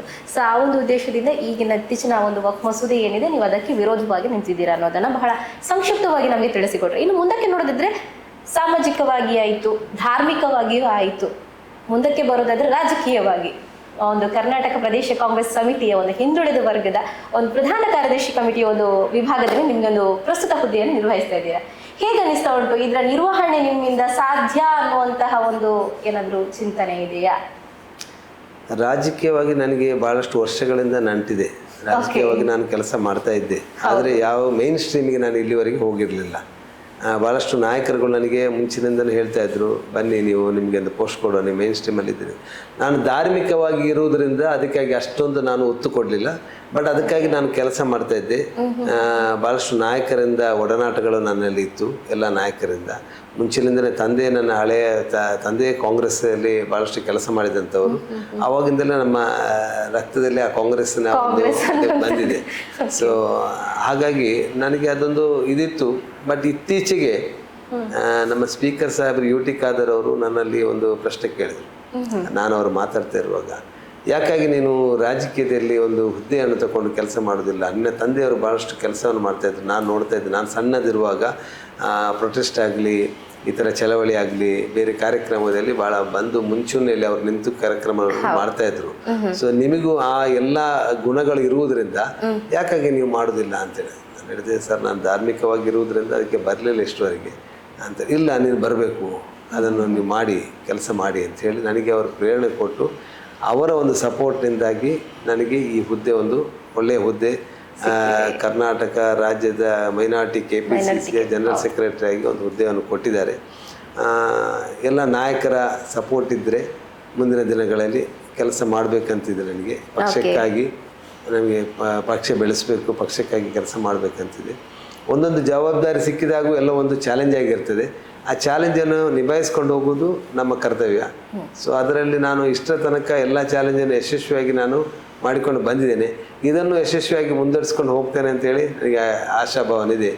ಕೆಲವು ಟೀಕೆ ಟಿಪ್ಪಣಿಗಳು ಇರ್ತವೆ, ಮತ್ತು ರಾಜಕೀಯವಾಗಿ ಆಗಲಿ ಧಾರ್ಮಿಕವಾಗಿ ಒಂದು ನಾಯಕರು ಬೆಳೆಯುವಾಗ ಕೆಲವರು ಒಂದು 10% ಇರ್ತಾರೆ ಅದನ್ನು ತಡೆಯುವಂಥವ್ರು ಅಥವಾ ಇನ್ನಿತರ ಅವರಿಗೆ ಟೀಕೆ ಟಿಪ್ಪಣಿ ಮಾಡಿ ಅವರನ್ನು ಕುಗ್ಗಿಸುವಂಥದ್ದು ಎಲ್ಲ ಇರ್ತವೆ. ಅದನ್ನೆಲ್ಲ ನಾವು ಬದಿಗೊತ್ತಿ ನಮ್ಮ ಚಾಲೆಂಜ್ ನಮಗೇನು ನಮ್ಮ ಗುರಿ ಏನಿದೆ ಅದನ್ನು ಮಾಡ್ಕೊಂಡು ಹೋಗ್ಬೇಕು. ನಾನು ಒಂದು ಅಗ್ರೆಸಿವ್ ಅಂತ ಹೇಳಿದ್ರೆ ನನಗೊಂದು ಇದು ಜನರೊಂದಿಗೆ ನಾನು ಒಳ್ಳೆಯ ರೀತಿಯಲ್ಲಿ ಬೆರೆಯುವಂಥ ಒಂದು ವ್ಯಕ್ತಿಯಾಗಿದ್ದೇನೆ ನಾನು. ಸೌಮ್ಯವಾಗಿ ಮತ್ತು ಅವರ ಏನು ನನಗೆ ಸಮಸ್ಯೆ ಬಂದಾಗ, ಈಗ ನಮ್ಮ ವಕ್ಫ್ನಲ್ಲಿ ಭಾಳಷ್ಟು ಜನರು ಸಮಸ್ಯೆಗಳನ್ನು ಹಿಡ್ಕೊಂಡು ಬರ್ತಾರೆ. ಆ ಸಮಸ್ಯೆಗಳನ್ನು ಆಲಿಸಿ ಎಲ್ಲ ಅವರ 100% ಸಮಸ್ಯೆಗಳನ್ನು ಆಲಿಸಿ ಅದರ ನಂತರ ಆಗಿರ್ತದೆ ನಾನೇನಾದರೂ ಅವರಿಗೆ ಸಲಹೆ ಕೊಡೋದಾ ಅಥವಾ ಅದಕ್ಕೆ ಏನಾದರೂ ನಾನೊಂದು ರಿಸಲ್ಟನ್ನು ಅವ್ರಿಗೆ ಹೇಳೋದಾದರೆ ಅದನ್ನೆಲ್ಲ ಆಲಿಸಿ ನಾನು ಕೊಡುವಂಥದ್ದು. ಈಗ ಮಧ್ಯದಲ್ಲಿ ಭಾಳಷ್ಟು ದೂರದಿಂದೆಲ್ಲ ಬರ್ತಾರೆ, ಮಧ್ಯದಲ್ಲಿ ಅವರ ಹೆಸರು ಅವರ ಮಾತುಗಳನ್ನು ಮುಟುಕುಗೊಳಿಸಿ ಇಲ್ಲ ನೀವು ಹೀಗೆ ಮಾಡಬೇಕಂತ ಹೇಳಿ ಕಲಿಸುವಂಥವು ನಾನಲ್ಲ. ಸೊ ಅದನ್ನು ಅಂಥ ಒಂದು ಮನೋಭಾವ ಇಟ್ಕೊಂಡಂಥ ವ್ಯಕ್ತಿಯಾಗಿದ್ದೇನೆ ನಾನು. ಸೊ ಆಗಿದ್ದರಿಂದ ಮತ್ತು ಮೇಯ್ನಾಗಿ ನನಗೆ ದೇವರ ಮತ್ತು ತಾಯಿಯ ಆಶೀರ್ವಾದ, ದೇವರ ಸಹಾಯ ಮತ್ತು ನಿಮ್ಮಂಥ ಎಲ್ಲರ ನನಗೆ ಪ್ರೀತಿ ವಿಶ್ವಾಸ ಇರುವುದರಿಂದ ಇಲ್ಲಿ ತನಕ ಯಶಸ್ವಿಯಾಗಿ ಬಂದಿದೆ. ಮುಂದಿನ ದಿನಗಳಲ್ಲಿ ನೋಡಬೇಕು, ಇನ್ನು ದೇವರ ಇಚ್ಛೆ ಇದ್ದರೆ ಯಶಸ್ವಿ ಸಿಗ್ಬೋದು. ಯಶಸ್ವಿ ಎಲ್ಲವೂ ನಾವು ಇಚ್ಛಿಸಿದಂತೆ ಯಾವುದೂ ಬರೋದಿಲ್ಲ. ಅವನ ದೇವರ ಇಚ್ಛೆ ಇದ್ದರೆ ಯಾವುದು ನಮಗೆ ಬಂದು ಸಿಗ್ತದೆ. ಮತ್ತು ನನ್ನ ಫ್ಯಾಮಿಲಿ, ನನ್ನ ತಾಯಿ ತಂತ ಅಲ್ಲದೆ ನನ್ನ ಕಸಿನ್ಸ್ಗಳ ಭಾಳಷ್ಟು ನನಗೆ ಸಪೋರ್ಟ್ ಇದೆ ಎಲ್ಲ ವಿಷಯದಲ್ಲೂ. ನನ್ನ ಕಷ್ಟ ಕಾಲದಲ್ಲಿ ಭಾಳಷ್ಟು ನನ್ನ ಕಸಿನ್ಸ್ಗಳು ನನಗೆ ಸಪೋರ್ಟ್ ಮಾಡಿದ್ದಾರೆ. ನನಗೆ ಅವ್ರು ನನ್ನೊಟ್ಟಿಗೆ ನಿಂತಿದ್ದಾರೆ, ನನಗೆ ಏನು ಪ್ರೇರಣೆ ಕೊಟ್ಟಂಥ ವ್ಯಕ್ತಿಗಳಿದ್ದಾರೆ. ಸೊ ಅವರನ್ನೆಲ್ಲ ನನಗೆ ಮರೀಲಿಕ್ಕೆ ಆಗೋದಿಲ್ಲ. ಸೊ ಅವರೆಲ್ಲ ನನಗೆ ಒಂದು ಸಪೋರ್ಟ್, ನನ್ನ ಲೈಫ್ನಲ್ಲಿ ಕೊಟ್ಟಂಥ ಒಂದು ಸಪೋರ್ಟ್ನಿಂದಾಗಿ ಇಲ್ಲಿ ತನಕ ನಾನು ಒಳ್ಳೆಯ ರೀತಿಯಲ್ಲಿ ಬಂದಿದ್ದೇನೆ. ಓಕೆ, ಈಗ ಪ್ರಸ್ತುತ ರಾಜಕೀಯದಲ್ಲಿ ನೀವು ಬಂದಿರೋದ್ರಿಂದ ಹಾಗೂ ಉತ್ತಮ ಹುದ್ದೆಯನ್ನು ನಿರ್ವಹಣೆ ಮಾಡಿರೋದ್ರಿಂದ ನಿಮ್ಮ ತಂದೆಯ ಕಾಲದಿಂದಲೂ ಕೂಡ ನೀವು ಒಂದು ಕಾಂಗ್ರೆಸ್ ಪಕ್ಷದಲ್ಲಿ ನಿರಂತರವಾಗಿ ನೀವು ಕೂಡ ಒಂದು ಬೆರೀತಾ ಇದ್ದೀರಾ. ಅವರು ಕೂಡ ಆ ಒಂದು ಉತ್ತಮ ನಿರ್ವಹಣೆ ಇದ್ರು ಅಂತ ಹೇಳಿ. ಹೀಗಿರುವಾಗ ಹಿಂದಿನ ಒಂದು ಯೋಜನೆಗಳನ್ನು ನಿಮ್ಮ ತಂದೆ ಕಾಲದಲ್ಲಿರುವಂತಹ ಕಾಂಗ್ರೆಸ್ ಇತಿಹಾಸ ಸೃಷ್ಟಿಸಿದಂತಹ ಪಕ್ಷವಾಗಿ ಕಂಡಿತ್ತು. ಆದರೆ ಇತ್ತೀಚಿನ ದಿನಗಳಲ್ಲಿ ದಕ್ಷಿಣ ಕನ್ನಡ ವಿಭಾಗದಲ್ಲಿ, ದಕ್ಷಿಣ ಕನ್ನಡ ಜಿಲ್ಲೆಯಲ್ಲಿ ಸಾಕಷ್ಟು ಸವಾಲುಗಳನ್ನು ಒಂದು ಕಾಂಗ್ರೆಸ್ ಪಕ್ಷ ಎದುರಿಸ್ತಾ ಇದೆ. ಅದರ ಒಂದು ಏನು ಹಿಂದೆ ಇದ್ದಂತಹ ಒಂದು ಚಾಮ್ ಅಂತ ಹೇಳ್ತಾರೆ, ಅದರ ಒಂದು ಇರುವಂತಹ ಬೆಳಕೇನಿದೆ, ಆ ಯಶಸ್ವಿತನ ಏನಿದೆ, ಅದು ಇವಾಗ ಏನೋ ಕಡಿಮೆ ಆಗ್ತಾ ಇದೆ ಅಂತ ಅನಿಸ್ತಾ ಇದೆ. ಇದೊಂದು ದೊಡ್ಡ ಸವಾಲು. ನೀವು ಹೇಗೆ ದಕ್ಷಿಣ ಕನ್ನಡ ಜಿಲ್ಲೆಯಲ್ಲಿ ಇಂತಹ ಸವಾಲನ್ನು ಕಾಂಗ್ರೆಸ್ ಪಕ್ಷದಲ್ಲಿ ನಿಭಾಯಿಸ್ತೀರಾ ಅನ್ನೋದು? ಕಾಂಗ್ರೆಸ್ ಪಕ್ಷ ಇಲ್ಲಿ ಆ್ಯಕ್ಚುಲಿ ದಕ್ಷಿಣ ಕನ್ನಡದಲ್ಲಿ ಭಾಳ ಬಲಿಷ್ಠವಾಗಿದ್ದಂಥ ಒಂದು ಪಕ್ಷ ಅಂದರೆ ಅದು ಕಾಂಗ್ರೆಸ್ ಪಕ್ಷ ಇಲ್ಲಿ ನಮ್ಮ ದಕ್ಷಿಣ ಕನ್ನಡದಲ್ಲಿ. ಭಾಳಷ್ಟು ವರ್ಷಗಳಿಂದ ಇಲ್ಲಿ MLA ಆಗಲಿ MP ಆಗಲಿ ಕಾಂಗ್ರೆಸ್ ಭಿನ್ನ ಆಗ್ತಾ ಇದ್ದಂಥದ್ದು. ಆದರೆ ಇತ್ತೀಚಿನ ವರ್ಷಗಳಲ್ಲಿ ಎಲ್ಲೋ ಒಂದು ಕಡೆ ಕಾಂಗ್ರೆಸ್ಗೆ ಭಾಳ ಹಿಂದೇಟು ಆಗ್ತಾ ಇದೆ ಇಲ್ಲಿ. ಅದು ಮೇಯ್ನಾಗಿ ಯಾಕಂತ ಹೇಳಿದ್ರೆ ನಮ್ಮ ಈ ಕಾಂಗ್ರೆಸ್ ಎನ್ನುವುದು ಇಲ್ಲಿ ಕೆಲವರು ಏನು ಮಾಡಿದ್ದಾರೆ, ಅವರು ವೋಟ್ ಬ್ಯಾಂಕಿಗಾಗಿ ಇದು ಮೈನಾರಿಟಿ ಪಕ್ಷ, ಇದು ಮುಸಲ್ಮಾನರಿಗೆ ಸೀಮಿತವಾದಂಥ ಪಕ್ಷ ಅಂತ ಹೇಳಿ ಇಲ್ಲಿ ಭಾಳಷ್ಟು ಅದನ್ನು ಇದು ಮಾಡ್ತಾ ಇದ್ದಾರೆ. ಕೋಮು ಸೌಹಾರ್ದತೆಯನ್ನು ಕೆಡಿಸಿ ಇಲ್ಲಿ ಒಂದು ವಾತಾವರಣ ಸೃಷ್ಟಿ ಮಾಡಿ ಇಲ್ಲಿ ಒಂದು ಮಾಡುವಂಥ ಒಂದು ಕೆಲಸ ಹುನ್ನಾರ ಇಲ್ಲಿ ಭಾಳಷ್ಟು ವರ್ಷಗಳಿಂದ ಇಲ್ಲಿ ನಡೆದಿದೆ. ಅದರಲ್ಲಿ ಯಶಸ್ವಿ ಆಗಿದ್ದಾರೆ ಅವರು. ಸೊ ಅದನ್ನು ಯಶಸ್ಸು ಸಿಕ್ಕಿತು, ಎಲ್ಲಿಂದ ತಪ್ಪಿತ್ತು? ಅದು ನಾನು ಹೇಳುವುದಾದರೆ ನಮ್ಮ ಕಾಂಗ್ರೆಸ್ ನಾಯಕರು ಇದನ್ನು ಒಂದು ಆ ಸಮಯದಲ್ಲಿ ಅದನ್ನು ಹಿಡಿದು ಹಾಕುವುದರಲ್ಲಿ ಸೋತು ಹೋಗಿದ್ದಾರೆ ಅಂತೇಳಿ, ಹಿಂದೇಟು ಹಾಕಿದ್ದಾರೆ ಅಂತೇಳಿ ನಾನು ಬಯಸ್ತೇನೆ. ನಾನು ಅವತ್ತೇ ಇದನ್ನು ಕಲೆಕ್ಟಿವ್ ಆಗಿ ಅವರ ಕೆಲಸ ಮಾಡಿದರೆ ಇದು ಇಷ್ಟೊಂದು ನಮಗೆ ಒಂದು ಬ್ಯಾಕ್ ಫೈರ್ ಆಗ್ತಿರ್ಲಿಲ್ಲ. ಈಗೇನಾಗಿದೆ, ಭಾಳಷ್ಟು ಎಲ್ಲ ಯುವಕರಿಗೂ ಸಹ ಅದೊಂದು ಪರಿಣಾಮಕಾರಿಯಾಗಿ ಒಂದು ಚೇಂಜ್ ಅನ್ನು ಮಾಡಿದ್ದಾರೆ. ಸೊ ಅದನ್ನು ಅವರ ಮನದಟ್ಟಲ್ಲಿ ನಾವು ಮಾಡುವ ನಮ್ಮ ಏನಾದರೂ ನಮ್ಮ ಪಕ್ಷಕ್ಕೆ ನಾವು ಅವ್ರು ಹಿಂತಿರುಗಿಸ್ಬೇಕಾದ್ರೆ ನಾವು ಅವರಿಗೆ ಸರಿಯಾಗಿ ಅವರಿಗೆ ನಾವು ಅರ್ಥಪೂರ್ಣವಾದ ನಮ್ಮ ಏನು ಯೋಜನೆಗಳಿದೆ, ನಮ್ಮ ಪಕ್ಷದಲ್ಲಿ ಏನು ಆ್ಯಕ್ಚುಲಿ ಇರುವಂಥದ್ದು ಏನು, ಎಲ್ಲರನ್ನು ಒಟ್ಟಾಗಿ ಕರ್ಕೊಂಡು ಹೋಗುವಂಥ ಒಂದು ಪಕ್ಷ ಅಂತ ಹೇಳಲಿಕ್ಕೆ ನಾವು ಅವರಿಗೆ ಮನದಟ್ಟು ಮಾಡುವುದು ಭಾಳ ಅಗತ್ಯವಾಗಿದೆ. ಎಲ್ಲರದ್ದು ಇವತ್ತು ಜನರಿಗೆ ಏನಾಗಿದೆ ಅಂತ ಹೇಳಿದ್ರೆ, ಇಲ್ಲ ಇವರು 60 ವರ್ಷ ಆಳ್ವಿಕೆ ಮಾಡಿದ್ದಾರೆ, ಇವರೇನು ಮಾಡಲಿಲ್ಲ ಅಂತೇಳಿ. ಅದು ಭಾಳ ತಪ್ಪು. 60 ವರ್ಷದಲ್ಲಿ 10 ವರ್ಷದಲ್ಲಿ ಯಾವುದೋ ಒಂದು ನಮ್ಮ ಬೆಳವಣಿಗೆ ಇಷ್ಟೊಂದು ಬೆಳವಣಿಗೆ ಆಗಲಿಕ್ಕೆ ಸಾಧ್ಯ ಇಲ್ಲ. 60 ವರ್ಷದಿಂದ ಅಡಿಪಾಯ ಹಾಕಿದ್ರಿಂದ ಇವತ್ತು ನಮಗೆ ಇಷ್ಟೊಂದು ಇಲ್ಲಿ ನಮಗೊಂದು ಕಾಂಕ್ರೀಟ್ ಬಿಲ್ಡಿಂಗ್ ಮಾಡಬೇಕಾದ್ರೆ ಅದಕ್ಕೆ ನಾವು ಕಾಂಕ್ರೀಟ್ ಹಾಕಿ ಕೆಳಗೆ ನಾವು ಪಿಲ್ಲರ್ ಹಾಕಿ ಮೇಲೆ ತಂದ ಮೇಲೆ ಮಾತ್ರ ನಮಗೆ ಸ್ಲ್ಯಾಬ್ ಓದಿದೆಲ್ಲ ಹಾಕ್ಲಿಕ್ಕೆ ಆಗುತ್ತೆ. ಸ್ಲ್ಯಾಬ್ ಒಂದೇ ರೀತಿಯಲ್ಲಿ ನಮ್ಮ ಆಕಾಶದಲ್ಲಿದ್ದಾಗ ನಮಗೆ ಸ್ಲ್ಯಾಬ್ ಹಾಕ್ಲಿಕ್ಕೆ ಆಗುದಿಲ್ಲ. ಅದೇ ರೀತಿ ಕಾಂಗ್ರೆಸ್ ಅಷ್ಟು ಆ ಕಾಂಕ್ರೀಟ್ ಹಾಕಿ ಮೇಲೆ ತರುವಾಗ ನಮ್ಮ ಭಾರತದಲ್ಲಿ ಏನೂ ಇರಲಿಲ್ಲ, ದುಡ್ಡು ಇರಲಿಲ್ಲ. ಭಾಳ ಅವರು ಬ್ರಿಟಿಷರು ಬಿಟ್ಟು ಹೋದಾಗ ಎಲ್ಲವನ್ನು ಕೊಳ್ಳೆ ಹೊಡೆದು ತಗೊಂಡು ಹೋಗಿದ್ರು ಇಲ್ಲಿಂದ. ಸೊ ಬಟ್ ಆ ಒಂದು ರೀತಿಯಲ್ಲಿ ಇಲ್ಲಿ ನಮ್ಮ ಆರ್ಮಿ ಫೋರ್ಸಸನ್ನು ಬೆಳೆಸುವುದಾಗಿರ್ಬೋದು, ನಮ್ಮ ರೈಲ್ವೆ ಇದನ್ನು ಬೆಳೆಸುವುದಾಗಿರ್ಬೋದು, ಅಥವಾ ಎಜುಕೇಷನ್ ಡಿಪಾರ್ಟ್ಮೆಂಟಲ್ಲಿ ನಮ್ಮ ಬೆಳೆಸುವುದಾಗಿರ್ಬೋದು, ಇವೆಲ್ಲವನ್ನು ಕಾಂಗ್ರೆಸ್ ಪಕ್ಷ ಭಾಳ ಒಂದು ಕಷ್ಟಪಟ್ಟು ಅದನ್ನು ಮೇಲೆ ತರುವಲ್ಲಿ ಭಾಳ ಶ್ರಮಪಟ್ಟಿದೆ. ನಮ್ಮ ಹಿರಿಯರ ನಾಯಕರುಗಳು ಭಾಳಷ್ಟು ಅನೇಕ ಪ್ರಧಾನಿಗಳು ಇದಕ್ಕಾಗಿ ಶ್ರಮಪಟ್ಟಿದ್ದಾರೆ. ಆ ಶ್ರಮದ ಫಲವಾಗಿದೆ ಇವತ್ತು ನಮಗೆ ಇವತ್ತೊಂದು ಉತ್ತಮ ರೀತಿಯಲ್ಲಿ ಒಂದು ಎಲ್ಲ ದೇಶದೊಂದಿಗೆ ಪೈಪೋಟಿ ಮಾಡುವಂಥ ರೀತಿಯಲ್ಲಿ ಇವತ್ತು ಬೆಳೀಲಿಕ್ಕೆ ನಮಗೆ ಸಾಧ್ಯ ಆಯಿತು.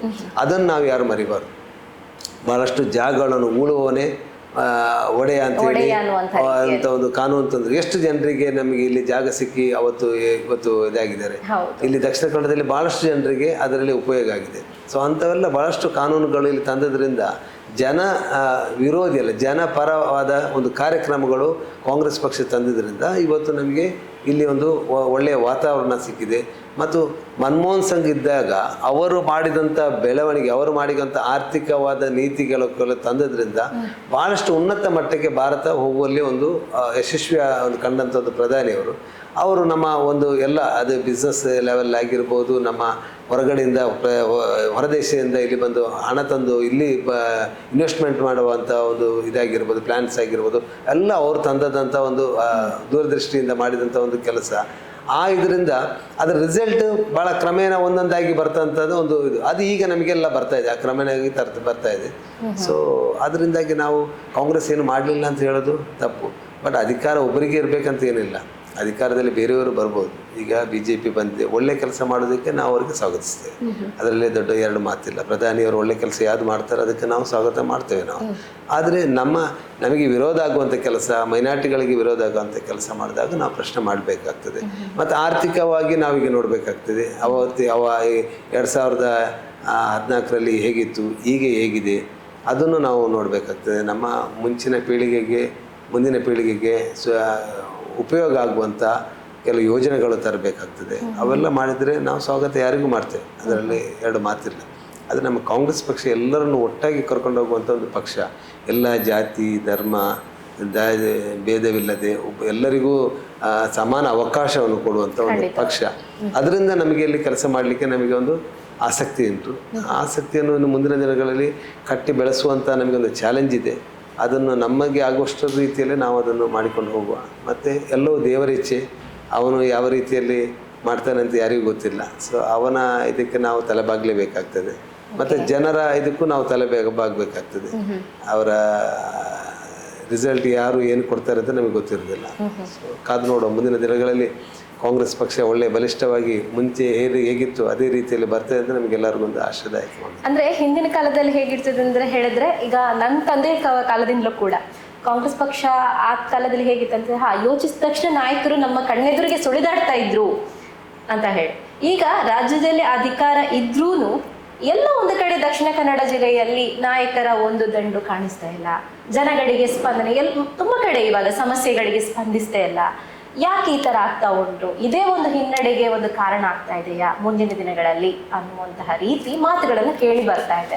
ಈಗ ಪ್ರಸ್ತುತ ನೀವು ಒಬ್ರು ಕರ್ನಾಟಕ ಪ್ರದೇಶ ಕಾಂಗ್ರೆಸ್ ಸಮಿತಿಯ ಒಂದು ಮೈನಾರಿಟಿ ವಿಭಾಗದ ಒಂದು ಪ್ರಧಾನ ಕಾರ್ಯದರ್ಶಿ ಆಗಿರೋದ್ರಿಂದ ಈ ವಿಚಾರ ನಿಮ್ಮ ಗಮನಕ್ಕೂ ತರುವುದು ಕೂಡ ನಮ್ಮ ಒಂದು ಮಾಧ್ಯಮ ಒಂದು ನೆಲೆಯಲ್ಲಿ ನಮ್ಮದೊಂದು ಕರ್ತವ್ಯ ಅನ್ನೋದು ನಮ್ಮ ಒಂದು ಚಿಂತನೆ. ಹಾಗಿರುವಾಗ ನಿಮಗೆ ಎಲ್ಲಾದರೂ ಆ ಥರ ಏನಾದರೂ ಒಂದು ಅನಿಸಿದ್ದು ಉಂಟು? ಅಂದ್ರೆ ಹಿಂದಿನ ಇದರ ದಿನಗಳಲ್ಲಿ ನೇರವಾಗಿ ಜನಗಳಿಗೆ ಒಂದು ನಾಯಕರ ಒಂದು ಸ್ಪಂದನೆಗಳಾಗಿರ್ಬೋದು ಸಿಗ್ತಾ ಇತ್ತು. ಎಲ್ಲೋ ಒಂದು ದಕ್ಷಿಣ ಕನ್ನಡ ಜಿಲ್ಲೆಯಲ್ಲಿ ಇದೆ ಹಿನ್ನಡೆ ಕಾಣ್ತಾ ಇದೆ. ಹಾಗಾಗಿ ಕಾಂಗ್ರೆಸ್ ಪಕ್ಷದ ನಾಯಕರು ಎಲ್ಲೂ ಕೂಡ ತಲೆಮರೆಸಿಕೊಳ್ತಾ ಇದ್ದಾರಾ ಅನ್ನುವಂಥ ರೀತಿಯಲ್ಲಿ ಜನಗಳ ಮಾತಿಗೆ ನೀವು ಬಾಯಿಗೆ ತುತ್ತಾಗ್ತಾ ಇದ್ದೀರಾ ಅಂತ ಹೇಳಿ ಅನಿಸ್ತಾ ಇದೆಯಾ? ನಮ್ಮ ಕಾಂಗ್ರೆಸ್ ನಾನು ನೋಡಿದ ಮಟ್ಟದಲ್ಲಿ ಇತ್ತೀಚೆಗೆ ತೆಲಮಟ್ಟದ ವರ್ಕರ್ಸ್ ನಮಗೆ ಭಾಳ ಕಮ್ಮಿ ಅಂತ ಕಾಣಿಸ್ತಾ ಇದೆ. ನಮಗೆ ಅದರ ಭಾಳ ಒಂದು ಕೊರತೆ ನಮಗೆ ಭಾಳಷ್ಟು ದಿನಗಳಿಂದ ಕಾಣ್ತಾ ಇದೆ. ಈಗ ಕೆಳಮಟ್ಟದ ವರ್ಕರ್ಸ್ ನಮಗೆ ಇಲ್ಲ, ಅಂದರೆ ಬೂತ್ ಮಟ್ಟದಲ್ಲಿ ಆಗಿರ್ಬೋದು, ಇದನ್ನೆಲ್ಲ ಬಲಪಡಿಸುವಂಥದ್ದು ಭಾಳ ಅಗತ್ಯ ಆಗಿದೆ. ಯಾಕೆ ಹೀಗಾಯಿತು? ಎಲ್ಲಿ ಎಡವಿತು? ನೋಡಿ, ಕಂಟಿನ್ಯೂ ಆಗಿ ನಮಗೆ ಅಧಿಕಾರ ಸಿಕ್ಕಾಗ ಕೆಲವು ಅಧಿಕಾರಿಗಳು, ನಮ್ಮ ನಾಯಕರುಗಳು ಅವರವರ ಬ್ಯುಸಿಯಲ್ಲಿರ್ತಾರೆ, ಕೆಲಸ ಮಾಡ್ತಾ ಬ್ಯುಸಿಯಲ್ಲಿರುವಾಗ ಇದಕ್ಕೆ ಎಲ್ಲೋ ಒಂದು ಕಡೆ ಅವರು ಅದಕ್ಕೆ ಗಮನ ಕೊಡಲಿಲ್ವೋ ಏನೋ. ಸೊ ಕೆಲವೊಂದು ಸಲ ನಮ್ಮ ವರ್ಕರ್ಸನ್ನು, ತೆಲಮಟ್ಟದ ಕಾರ್ಯಕರ್ತರನ್ನು ಕಡೆಗಣಿಸಿದಾಗ ಅವರಿಗೆ ಅದು ಬೇಸರ ಆಗಿ ಯಾಕೆ ನಾವು ಪಕ್ಷಕ್ಕಾಗಿ ದುಡಿಬೇಕಂತ ಅಂಥ ಮನೋಭಾವನೂ ಬರ್ತದೆ. ಬಟ್ ಈಗಿನ ನಾಯಕರುಗಳು ಎಲ್ಲರೂ ನಮ್ಮ ಕಾರ್ಯಕರ್ತರೊಂದಿಗೆ ಒಳ್ಳೆ ಒಡನಾಟ ಇಟ್ಟಂಥ ನಾಯಕರುಗಳು, ಈಗ ಇರುವಂಥ ನಾಯಕರು. ಸೊ ಅದನ್ನು ಇನ್ನೂ ಸರಿಪಡಿಸುವಂಥ ಭಾಳಷ್ಟು ಕೆಲಸಗಳನ್ನು ಮಾಡುವಂಥದ್ದು ನಮ್ಮ ಕರ್ತವ್ಯ ಆಗಿದೆ, ನಮ್ಮ ನಾಯಕರುಗಳೆಲ್ಲರದು. ಸೊ ಕೆಳಮಟ್ಟದಲ್ಲಿ ನಮ್ಮ ಕಾರ್ಯಕರ್ತರು ನಮಗೆ ಶಕ್ತವಾಗಿ ಇಲ್ಲದಿದ್ದರೆ ನಮಗೆ ಯಾವುದೊಂದು ಕೆಲಸ ಮಾಡಲಿಕ್ಕೆ ಆಗೋದಿಲ್ಲ. ಸ್ಟೇಜಲ್ಲಿ ಹೋಗಿ ಮಾತಾಡಿದ ತಕ್ಷಣ ಅಥವಾ ಕಾರ್ಯಕ್ರಮ ಮಾಡಿದ ತಕ್ಷಣ ನಮಗೆ ಓಟು ಪರಿವರ್ತನೆ ಆಗೋದಿಲ್ಲ. ಓಟು ಪರಿವರ್ತನೆ ಎಲ್ಲಿ ಆಗ್ತದೆ? ನಮ್ಮ ಬೂತ್ ಮಟ್ಟದಲ್ಲಿ ನಮ್ಮ ಕಾರ್ಯಕರ್ತರು ಅಲ್ಲಿ ಕೆಲಸ ಮಾಡಿದ್ರಿಂದ ಮಾತ್ರ ಆಗ್ತದೆ. ಆದರೆ ಆ ಕಾರ್ಯಕರ್ತರು ಕೆಲಸ ಮಾಡಿದಾಗ ನಮ್ಮ ಎಲೆಕ್ಷನ್ ಆದ ನಂತರ ಅವರನ್ನು ನಾವು ಕಡೆಗಣಿಸಬಾರ್ದು. ಅವರ ಏನು ಸವಾಲುಗಳಿದೆ, ಅವರ ಏನು ಕೆಲಸಗಳಿದೆ ನಮ್ಮಲ್ಲಿ ಬಂದಾಗ ಅದಕ್ಕೆ ನಾವು ಸ್ಪಂದಿಸಿ ಅವರ ಕೆಲಸವನ್ನು ಮಾಡಿಕೊಡುವಂಥ ಕರ್ತವ್ಯ ನಮ್ಮ ನಾಯಕರುಗಳಾಗಿದೆ. ಬಿಕಾಸ್ ಅವರು ಸ್ಪೀಚ್ ಮಾಡೋದಕ್ಕಿಂತ ಮನೆಗೆ ಹೋಗಿ ಅಲ್ಲಿ ಬಿಸಿಲಲ್ಲಿ ಅವರ ಕಾರ್ಯಕರ್ತರು ಕೆಲಸ ಮಾಡೋದು ಇದೆಯಲ್ಲ, ಅದು ಭಾಳ ಮುಖ್ಯವಾದಂಥದ್ದು.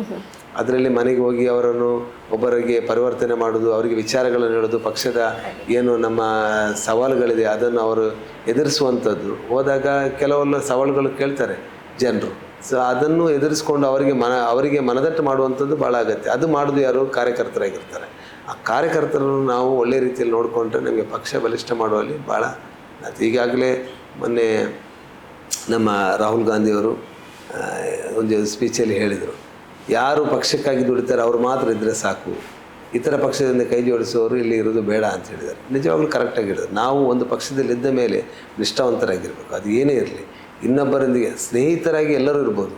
ನಮ್ಮ ಇತರ BJP ಆಗಿರ್ಬೋದು, ಬೇರೆ ಪಕ್ಷದ ಜನತಾದಳದ ಪಕ್ಷದಾಗಿರ್ಬೋದು, ಯಾರ ನಾಯಕರೊಂದಿಗೆ ಸ್ನೇಹಿತರಾಗಿರ್ಬೋದು, ಅದಕ್ಕೇನು ಎರಡು ಮಾತಿಲ್ಲ. ಬಟ್ ಪಕ್ಷದ ಇದು ಬಂದಾಗ, ಹಿತದೃಷ್ಟಿ ಬಂದಾಗ ನಾವು ಪಕ್ಷಕ್ಕೆ ಪ್ರಾಮಾಣಿಕವಾಗಿ ನಾವು ಕೆಲಸ ಮಾಡಬೇಕಾಗ್ತದೆ. ಮುಂದಿನ ದಿನಗಳಲ್ಲಿ ತಮ್ಮಿಂದ ನಿರೀಕ್ಷೆ ಮಾಡಬಹುದಾ ದಕ್ಷಿಣ ಕನ್ನಡ ಜಿಲ್ಲೆ? ಮಾಡ್ಬೋದು ನಾವು. ಯಾಕಂತ ಹೇಳಿದ್ರೆ ಇವತ್ತು ಎಲ್ಲ ನಾಯಕರುಗಳಿಗೆ ಅದು ದೊಡ್ಡ ಪ್ರಶ್ನೆ ಆಗಿ ಕೂತಿದೆ. ನಮ್ಮ ದಕ್ಷಿಣ ಕನ್ನಡದಲ್ಲಿ ನಮಗೆ ಇದನ್ನು ಮಾಡಿ ತೋರಿಸ್ಬೇಕೆಂಬ ಒಂದು ನಿಟ್ಟಿನಲ್ಲಿ ಇದೇ ಒಂದು. ನೋಡಿ, ಇಲ್ಲಿ ಕಳೆದ 10 ವರ್ಷಗಳ ಮುಂಚೆ ಯಾರೂ ಭಾವಿಸಿರ್ಲಿಲ್ಲ. 7 ಸೀಟ್ ಇಲ್ಲಿ ಬಂತು ನಮಗೆ. MLA ಸೀಟ್ 7 ಸೀಟ್ ಬಂತು. MP ಸೀಟ್ ಬರಲಿಲ್ಲ, ಆದರೆ 7 ಸೀಟ್ ನಮಗೆ ಇಲ್ಲಿ ಬಂತು 10 ವರ್ಷಗಳ ಮುಂಚೆ. ಸೊ ಈಗ ಅದನ್ನು ಮತ್ತೆ ಕಾಣ್ತಾ ಇಲ್ಲ, ಈಗ ಒಂದು ಕಾಣ್ತಾ ಇಲ್ಲ. ಈಗ ನೆಕ್ಸ್ಟ್ ಈಗ ನಮಗೆ ಕಾರ್ಪೊರೇಷನ್ ಎಲೆಕ್ಷನ್ ಬರ್ತದೆ. ಸೊ ಅದು ಸವಾಲಾಗಿದೆ. ಸೊ ಅದರಲ್ಲೆಲ್ಲ ಎಲ್ಲ ರೀತಿಯಲ್ಲಿ ಒಳ್ಳೆ ಕೆಲಸ ಮಾಡಿದರೆ, ನಾವು ಮನೆಗೆ ಹೋಗಿ ನಮ್ಮ ವಿಚಾರಗಳನ್ನು ತಿಳಿಸಿ ಒಳ್ಳೆ ಕೆಲಸ ಮಾಡಿದರೆ ನಿಜವಾಗಿಯೂ ನಮಗೆ ಪಕ್ಷವನ್ನು ಬಲಿಷ್ಠ ಮಾಡಿ ಮತ್ತೆ ಅಧಿಕಾರ ತರುವಲ್ಲಿ ನಮಗೆ ಯಾವುದೋ ಒಂದು ಸಂಶಯ ಇಲ್ಲ. ಈಗ ಕರ್ನಾಟಕ ಸರ್ಕಾರದಲ್ಲಿ ಸಿದ್ದರಾಮಯ್ಯ ಅವರ ನೇತೃತ್ವದಲ್ಲಿ ಭಾಳಷ್ಟು ಒಳ್ಳೆಯ ಕೆಲಸಗಳು ಆಗ್ತಾ ಇದೆ. ಪರಿಣಾಮಕಾರಿಯಾದ ಕೆಲವು ಯೋಜನೆಗಳನ್ನು ಕೊಟ್ಟಿದ್ದಾರೆ.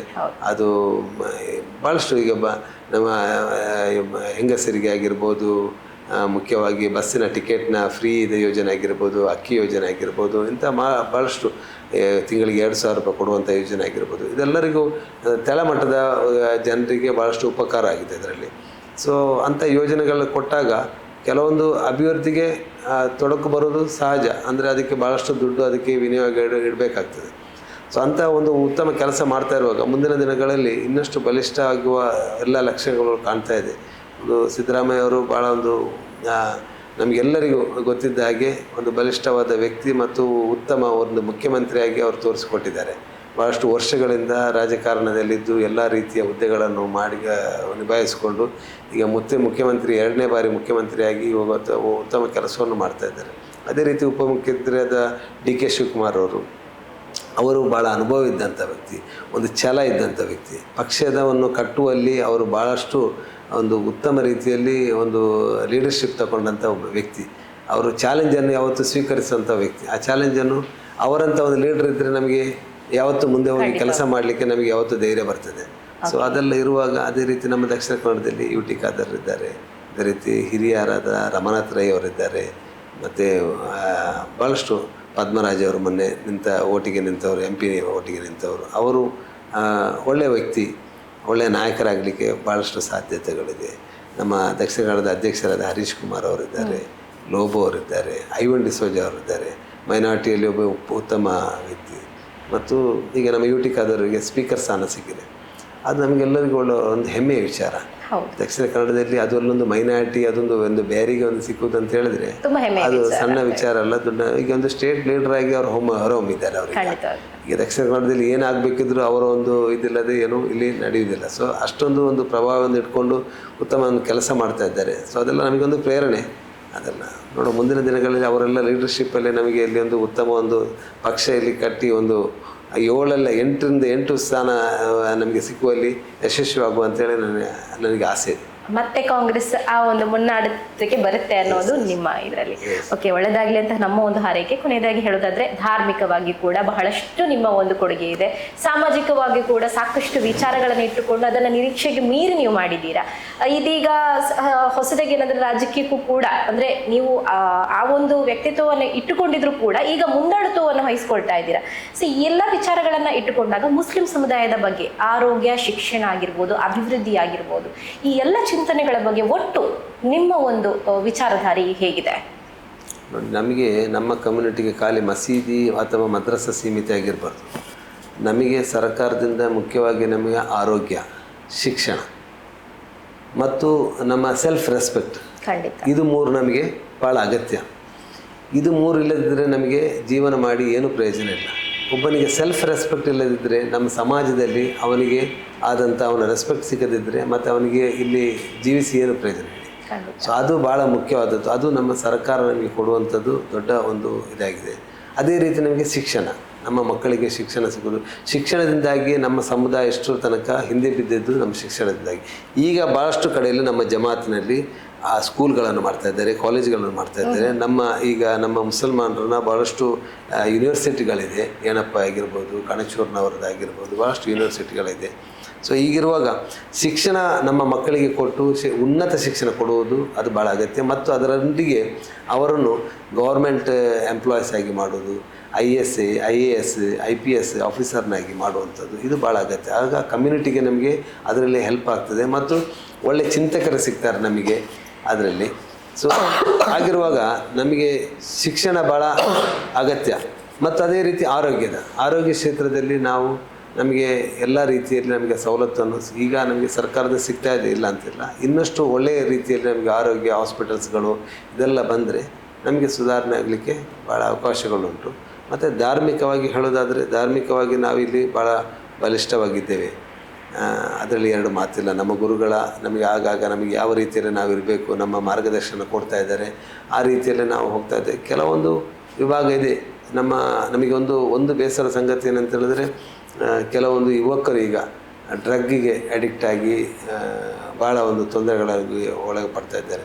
ಎಲ್ಲಿವರೆಗೆ ಅಂತ ಹೇಳಿದ್ರೆ ಪೋಷಕರು ಇವತ್ತು ಕಾಲೇಜಿಗೆ ಅವರ ಮಕ್ಕಳನ್ನು ಕಳಿಸ್ಲಿಕ್ಕೆ ಹೆದರ್ತಾ ಇದ್ದಾರೆ.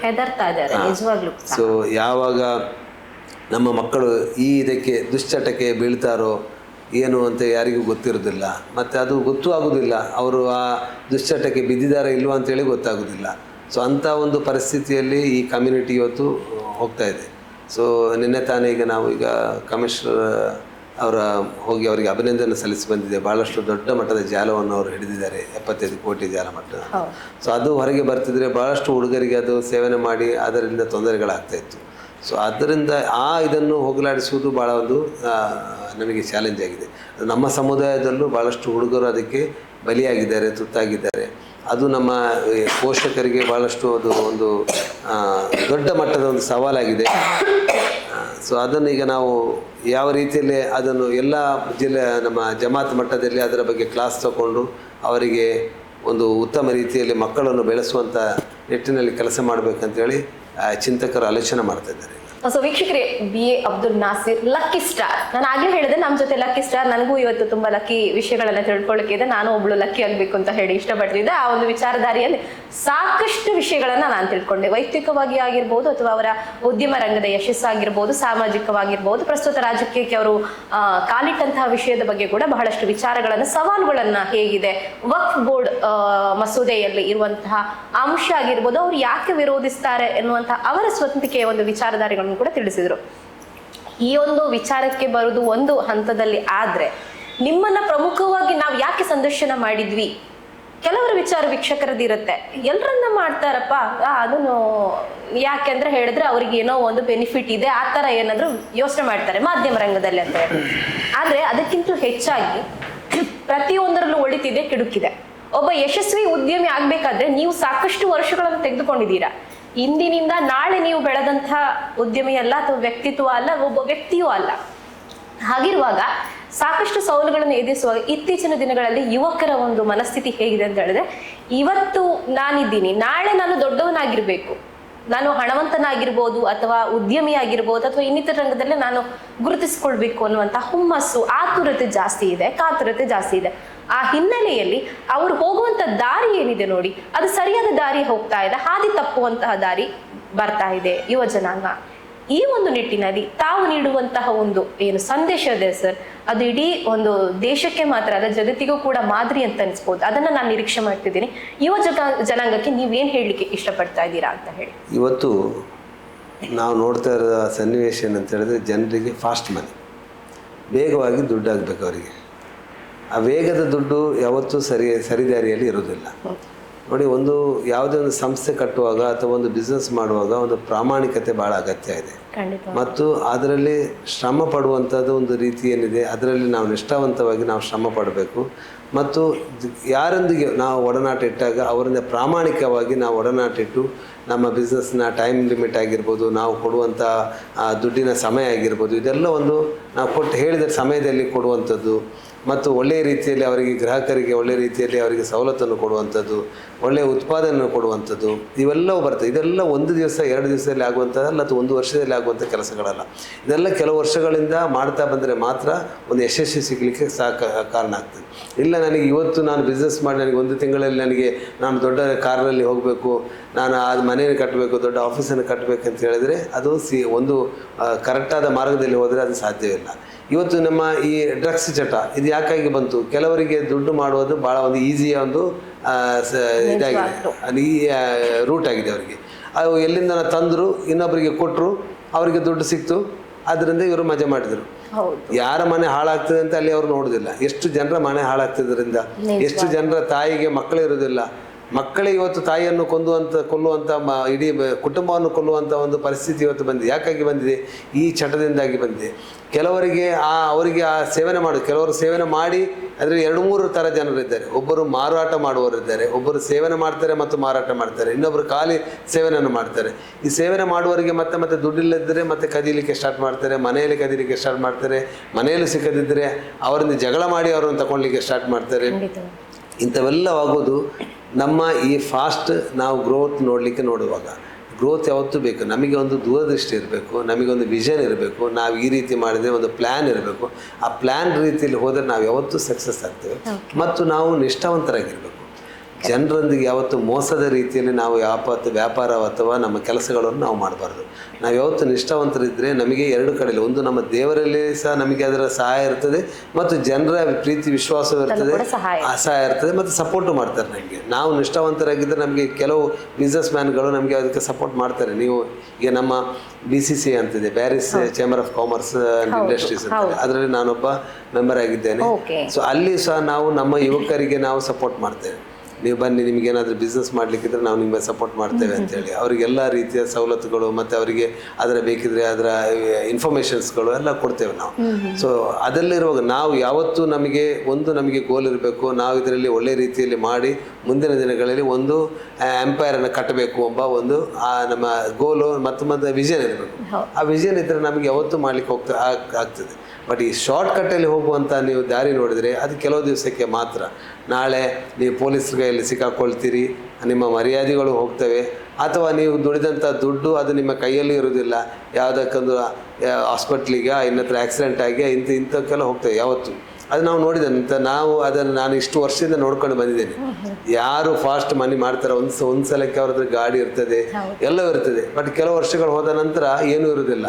ಅವನೊಂದು ಏನು ಇಲ್ಲದ ರೀತಿಯಲ್ಲಿ ಒಂದು ಇದಾಗಿರ್ತಾನೆ. ಸೊ ಅಂಥ ರೀತಿಯಲ್ಲಿ ಮಾಡ್ಲಿಕ್ಕೆ ಹೋಗ್ಬೇಡಿ. ನೀವು ಯಾವತ್ತೂ ನೀವೊಂದು ಬಿಸ್ನೆಸ್ ಮಾಡೋದಾದ್ರೆ, ಅದ್ರ ಯಾವುದೇ ಒಂದು ಹುದ್ದೆ ಮಾಡೋದಾದ್ರೂ ಒಂದು ನಿಷ್ಠೆಯನ್ನು ತೋರಿಸಿದ್ರೆ, ಮತ್ತು ಅದರಲ್ಲಿ ಅದಕ್ಕೆ ಒಂದು ಪ್ರೀತಿ ಇರಬೇಕು ನಿಮ್ಮಲ್ಲಿ. ಯಾವತ್ತೂ ಯಾವ ಕೆಲಸ ಮಾಡಬೇಕಾದ್ರೂ ನಮಗೆ ಅದರಲ್ಲಿ ಆಸಕ್ತಿ ಇರಬೇಕು, ಮತ್ತು ಅದರೊಂದಿಗೆ ನಾವು ಪ್ರೀತಿಯೊಂದಿಗೆ ನಾವು ಕೆಲಸ ಮಾಡಬೇಕು. ಆವಾಗ ನಮಗೆ ಅದರಲ್ಲಿ ಯಶಸ್ವಿ ಸಿಗೋದಂತ 100% ಗ್ಯಾರಂಟಿ. ಅದರಲ್ಲಿ ಯಾವುದೇ ಇದಿಲ್ಲ. ನಾವು ಮನಸ್ಸಿಲ್ಲದೆ ಒಂದು ಕೆಲಸ ಮಾಡಿ ಅದಕ್ಕೆ ನಮಗೆ ಯಶಸ್ವಿ ಸಿಗಲಿಕ್ಕೂ ಸಾಧ್ಯ ಇಲ್ಲ, ಮತ್ತು ಅದರ ಗೋಲ್ ರೀಚ್ ಆಗಲಿಕ್ಕೂ ನಮಗೆ ಸಾಧ್ಯ ಇಲ್ಲ. ಸೊ ನಾವು ಯುವಕರು ಯಾರೇ ಇರಲಿ, ನೀವು ಮುಖ್ಯವಾಗಿ ಇವತ್ತು ಶಿಕ್ಷಣ, ಉನ್ನತ ಶಿಕ್ಷಣವನ್ನು ತಗೊಂಡ್ರೆ ಮಾತ್ರ ನಮಗೆ ಈ ಲೋಕದಲ್ಲಿ ಇವತ್ತು ನಮಗೆ ಜೀವಿಸಲಿಕ್ಕೆ ಸಾಧ್ಯ. ಅದರೊಂದಿಗೆ ಧಾರ್ಮಿಕ ಶಿಕ್ಷಣವು ಭಾಳ ಅಗತ್ಯ ಆಗಿದೆ. ಮುಂದೆ ನಾವು ಈ ಲೋಕ ಬಿಟ್ಟು ಹೋಗುವಾಗ ನಮಗೆ ಆ ಧಾರ್ಮಿಕ ಶಿಕ್ಷಣ ನಮ್ಮ ಕೈ ಹಿಡಿದಿದೆ, ಯಾವುದೂ ಕೈ ಹಿಡಿದಿಲ್ಲ. ಬಟ್ ಇಲ್ಲಿ ನಾವು ಜೀವಿಸಬೇಕಾದ್ರೆ ನಮಗೆ ಇಲ್ಲಿಯ ಶಿಕ್ಷಣ ನಮಗೆ ಭಾಳ ಅಗತ್ಯ. ಸೊ ಲೌಕಿಕ ಮತ್ತು ಧಾರ್ಮಿಕ ಎರಡೂ ನಮಗೆ ಬೇಕಾಗ್ತದೆ. ಲೌಕಿಕ ಶಿಕ್ಷಣ ತಗೊಳ್ಳುವಾಗ ನೀವು ಉನ್ನತ ಮಟ್ಟ ಶಿಕ್ಷಣಕ್ಕೆ ನೀವು ಆಲೋಚನೆ ಮಾಡಿ. ಈ ಸಣ್ಣ ಶಿಕ್ಷಣ ತಗೊಂಡು ಇವತ್ತು ಏನು ಮಾಡ್ಲಿಕ್ಕೆ ಆಗೋದಿಲ್ಲ. ಒಳ್ಳೆಯ ಗೌರ್ಮೆಂಟ್ ಲೆವೆಲ್ ಜಾಬ್ನಲ್ಲಿ ನೀವು ಉನ್ನತ ಶಿಕ್ಷಣ ಹೋದರೆ ನಿಮಗೂ ಅದರಲ್ಲಿ ಉಪಕಾರ ಆಗ್ತದೆ, ಸಮುದಾಯಕ್ಕೂ ಉಪಕಾರ ಆಗ್ತದೆ, 10 ಜನರಿಗೆ ಸಹಕಾರ ಮಾಡಲಿಕ್ಕೂ ಸಹಾಯ ಮಾಡಲಿಕ್ಕೂ ಅದರಲ್ಲಿ ಆಗ್ತದೆ. ಸೊ ನಿಷ್ಠೆ ಭಾಳ ಅಗತ್ಯ. ಅದರಿಂದ ನೀವು ಕೆಲಸ ಮಾಡಿದರೆ ನೀವು ಒಂದಲ್ಲ ಒಂದು ದಿವಸ ನೀವು ಯಶಸ್ವಿ ಆಗ್ತೀರಾ ಅಂತೇಳಿ ನಾನು ಭಾಳಷ್ಟು ಜನರನ್ನು ಕಂಡಿದ್ದೇನೆ. ಅದಕ್ಕೆ ನಾನು ಒಂದು ಎಕ್ಸಾಂಪಲ್ ಅಂತ ನಿಮಗೆ ಹೇಳ್ತೀನಿ. ಖಂಡಿತವಾಗ್ಲು ನಿಷ್ಠೆ, ಪ್ರೀತಿ, ನಂಬಿಕೆ, ದೇವರ ಆಶೀರ್ವಾದದ ಜೊತೆಗೆ ಹಿರಿಯರ ಒಂದು ಆಶೀರ್ವಾದ ಅಂತ ಹೇಳ್ಬೋದು. ಅದರಲ್ಲೂ ಮನೆಯಲ್ಲಿ ತಂದೆ ತಾಯಿ ಇದ್ರೆ ಅವರ ಪ್ರೀತಿ ಮತ್ತು ಅವರ ನಮಗೆ ಸಿಗುವಂಥ ಒಂದು ಆಶೀರ್ವಾದ ಅದು ಭಾಳ ಅಗತ್ಯ. ಅದು ಇಲ್ಲದಿದ್ದರೆ ನಮಗೆ ಯಶಸ್ವಿ ಸಿಗಲಿಕ್ಕೆ ಸಾಧ್ಯ ಇಲ್ಲ. ಯಾರು ತಂದೆ ತಾಯಿ ಮನೆಯಲ್ಲಿದ್ದಾರೋ ಅವರು ದೊಡ್ಡ ಪುಣ್ಯವಂತರಂತಲೇ ಹೇಳ್ತಾರೆ. ಅವರ ಅಗಲಿದ ನಂತರ ಮತ್ತು ಅವರಿಗಾಗಿ ಪ್ರಾರ್ಥನೆ ಮಾಡುವಂಥವ್ರು, ಅವರಿಗಾಗಿ ಆಶೀರ್ವಾದ ಕೊಡುವಂಥವ್ರು ಯಾರೂ ಇರುವುದಿಲ್ಲ. ಅದು ಎಷ್ಟೇ ಇದ್ದಿದ್ರೂ ಅದು ಇರುವುದಿಲ್ಲ. ಆ ತಂದೆ ಮತ್ತು ತಾಯಿಯ ಪ್ರತ್ಯೇಕವಾಗಿ ತಾಯಿಯ ಪ್ರೀತಿ ಏನು ಇದೆ, ಅದು ಏನು ಮಾಡಿದ್ರು, ತಾಯಿಗೆ ಎಷ್ಟು ಬೈದರು, ಏನು ಮಾಡಿದ್ರು ತಾಯಿ ಅದು ನಮಗೆ ಪ್ರೀತಿ, ವಾತ್ಸಲ್ಯ ಮತ್ತು ಆಶೀರ್ವಾದ ಮತ್ತು ದೇವರಲ್ಲಿ ಬೇಡಿಕೊಳ್ಳೋದು ಅದು ನಮಗೆ ಸಿಗಲಿಕ್ಕೆ ಯಾರಿಂದಲೂ ಸಿಗಲಿಕ್ಕೆ ಸಾಧ್ಯ ಇಲ್ಲ. ಅದು ಯಾರಿದ್ದಾರೋ ಅವರು ಕಡೆಮುಟ್ಟ ಅವರನ್ನು ಒಳ್ಳೆಯ ರೀತಿಯಲ್ಲಿ ನೋಡುವುದು ನಮ್ಮ ಕರ್ತವ್ಯ. ಮತ್ತು ಅದರಲ್ಲಿ ನಿಮಗೆ ಖಂಡಿತ ಯಶಸ್ವಿ ನಿಮಗೆ ಇದ್ದೇ ಇದೆ. ನನ್ನ ಯಶಸ್ವಿ ಗುಟ್ಟೆ ಅದು ಅಂತ ನನಗೆ ಹೇಳಿಕ್ಕೆ ಬಯಸ್ತೇನೆ. ಖಂಡಿತವಾಗ್ಲು. So lucky star Abdul Nasir ಅವರ ಒಂದು ಯಶಸ್ಸಿನ ಗುಟ್ಟು ತಿಳ್ಕೊಳ್ಳಿಕ್ಕೆ ತುಂಬಾ ಮಂದಿ ಕಾತರದಿದ್ದು, ನಾನು ಕೂಡ ಕಾತರದಿಂದ ಕಾಯ್ತಾ ಇದ್ದೆ. ಅದರಲ್ಲೂ ಕೂಡ ಯುವ ಜನಾಂಗಕ್ಕೆ ಖಂಡಿತವಾಗ್ಲೂ ಕೊಡಬೇಕಾದಂತಹ ಒಂದು ನಿದರ್ಶನ, ಒಂದು ವಿಚಾರ ಅಂತಾನೆ ಹೇಳ್ಬೋದು. ಬಂಧುಗಳೇ, ವಿ ಲೈವ್ ಟಿವಿ ಚಾನಲ್ ಏನಿದೆ, ಮುಖ್ಯವಾಗಿ ಇಂತಹ ವ್ಯಕ್ತಿತ್ವದ ಸಂದರ್ಶನ ಮಾಡ್ತಿರೋದು ಈ ವಿಚಾರಕ್ಕಾಗಿ. ಕೇವಲ ಅವರ ಸಂದರ್ಶನ ಉದ್ಯಮ ರಂಗದಲ್ಲಿ ಬೆಳಿಬೇಕು, ಮಾಧ್ಯಮ ರಂಗಕ್ಕೆ ಅದು ಅನುಕೂಲತೆ ಅನ್ನೋದು ಮಾತ್ರವಲ್ಲ, ಅದರಿಂದ ಯುವ ಜನಾಂಗಕ್ಕೆ ಇತ್ತೀಚಿನ ಬೆಳವಣಿಗೆಗಳಲ್ಲಿ ಆಗುತ್ತಿರುವಂತಹ ಕುಂಠಿತ ಏನಿದೆ, ದೇಶದ ಬೆನ್ನೆಲುಬು ಯುವಕರು ಅಂತ ಹೇಳ್ತಾ ಇದ್ದಾರೆ, ಆದ್ರೆ ಯುವಕರೇ ಕುಂಠಿತರಾಗ್ತಾ ಇದ್ದಾರೆ. ಎಲ್ಲೋ ಒಂದು ಕಡೆ ಯಾವುದೋ ಒಂದು ದುಶ್ಚಟಕ್ಕೆ ಬಲಿಯಾಗಿ ಕಳೆದು ಹೋಗ್ತಾ ಇದ್ದಾರೆ. ಆದ್ರೆ ಆ ಒಂದು ಕಳೆದು ಹೋಗುವ ರೀತಿಯನ್ನ ಕಂಡುಕೊಂಡು ಇಂತಹ ಕಷ್ಟಪಟ್ಟು ಹೇಗೆ ಅವರು ಬಂದಿದ್ದಾರೆ, ಅನೇಕ ಸವಾಲುಗಳನ್ನ ಅವರು ಎದುರಿಸಿದ್ದಾರೆ, 7 ಬೀಳುಗಳನ್ನ ಕಂಡಿದ್ದಾರೆ. ಆದ್ರೆ ಮತ್ತೆ ಎದ್ದು ಬರುವಂತಹ ಒಂದು ನಮ್ಮ ಮನೋಭಾವನೆ, ಪ್ರೀತಿ ಏನಿದೆ, ನಂಬಿಕೆ ಏನಿದೆ, ಅದೇ ನಮ್ಮನ್ನ ಕೊನೆ ತನಕ ಉಳಿಸುತ್ತೆ ಅನ್ನೋದನ್ನ ಇವತ್ತು ಬಹಳಷ್ಟು ಸುಲಲಿತವಾಗಿ ನಮಗೆ ತಿಳಿಸಿಕೊಟ್ಟಿದ್ದಾರೆ. ಉದ್ಯಮ ರಂಗದಿಂದ, ಧಾರ್ಮಿಕ ವಿಚಾರಧಾರೆಯಿಂದ, ಲೌಕಿಕಕ್ಕೂ ಅದೇ ರೀತಿ ನಮ್ಮ ಧಾರ್ಮಿಕಕ್ಕೂ ಈ ನಂಟನ್ನ ಒಟ್ಟುಗೂಡಿಸಿಕೊಂಡು ಮುನ್ನಡೆದ್ರೆ ಮಾತ್ರ ನಾವು ಯಶಸ್ವಿಯಾಗಲು ಸಾಧ್ಯ. ಇವತ್ತಿನ ಏನು ಕಹಿ ಇದೆ, ಇನ್ನು ನಾಳೆ ತಿನ್ನುವಂತಹ ಸಿಹಿ ಏನಿದೆ, ಅದು ನಮ್ಮ ಅನಾರೋಗ್ಯಕ್ಕೆ ಕಾರಣ ಆಗ್ಬೋದು. ಆದ್ರೆ ಆ ಸಿಹಿ, ಇವತ್ತಿನ ಕಹಿ, ದಿನಕ್ಕೆ ಉಂಡುವಂತಹ ಕಹಿ ಏನಿದೆ, ಅದು ವರ್ಷಗಳ ನಂತರ ಸಿಗುವಂತಹ ಸಿಹಿ ಏನಿದೆ, ಅದು ಶಾಶ್ವತವಾಗಿ ಉಳಿಯುತ್ತೆ, ನಿಮ್ಮ ತುಂಬು ಸಂಸಾರಕ್ಕೂ ಕೂಡ ಉತ್ತಮವಾಗಿರುತ್ತೆ ಅನ್ನುವಂತಹ ಉತ್ತಮ ಸಂದೇಶದೊಂದಿಗೆ ಇವತ್ತು ಉತ್ತಮ ವ್ಯಕ್ತಿತ್ವ ಉಳ್ಳಂತಹ ಲಕ್ಕಿ ಸ್ಟಾರ್ ಶ್ರೀಯುತ ಅಬ್ದುಲ್ ನಾಸಿರ್ ಅವರನ್ನ ಖಂಡಿತವಾಗ್ಲೂ ನಿಮ್ಮ ಉತ್ತಮ ಸಮಯವನ್ನು ನಮಗೆ ನೀಡಿದ್ದೀರಿ. ಅದಕ್ಕೋಸ್ಕರ ನಮ್ಮ ಚಾನೆಲ್ ಪರವಾಗಿ ನಿಮಗೆ ಹೃತ್ಪೂರ್ವಕ ಧನ್ಯವಾದಗಳು ಸರ್. ಧನ್ಯವಾದಗಳು. ಓಕೆ, ಹಾಗಾದ್ರೆ ಮತ್ತಷ್ಟು ವ್ಯಕ್ತಿತ್ವ ಉಳ್ಳಂತಹ ಉತ್ತಮ ವ್ಯಕ್ತಿತ್ವ ಸಂದರ್ಶನದ ಒಂದಿಗೆ ನಿಮ್ ಜೊತೆ ಬರ್ತಾ ಇದ್ದೀನಿ. ಆದ್ರೆ ಒಂದು ಮಾತ್ರ ಕೇಳ್ಕೊಳ್ತೀನಿ, ಇಂತಹ ಹಲವಾರು ವಿಚಾರಧಾರೆಗಳನ್ನ ನೀವು ನೋಡ್ಬೇಕಾದ್ರೆ, ನಿರಂತರವಾಗಿ ನಿಮ್ಮ ಸುದ್ದಿ ಸಿಗ್ಬೇಕಾದ್ರೆ ಸಬ್ಸ್ಕ್ರೈಬ್ ಮಾಡಿ, ನಮ್ಮ ಚಾನಲ್ ಅನ್ನ ಶೇರ್ ಮಾಡಿ ಅಂತ ಹೇಳಿ ಕೇಳ್ಕೊಳ್ತೀನಿ. ಧನ್ಯವಾದಗಳು.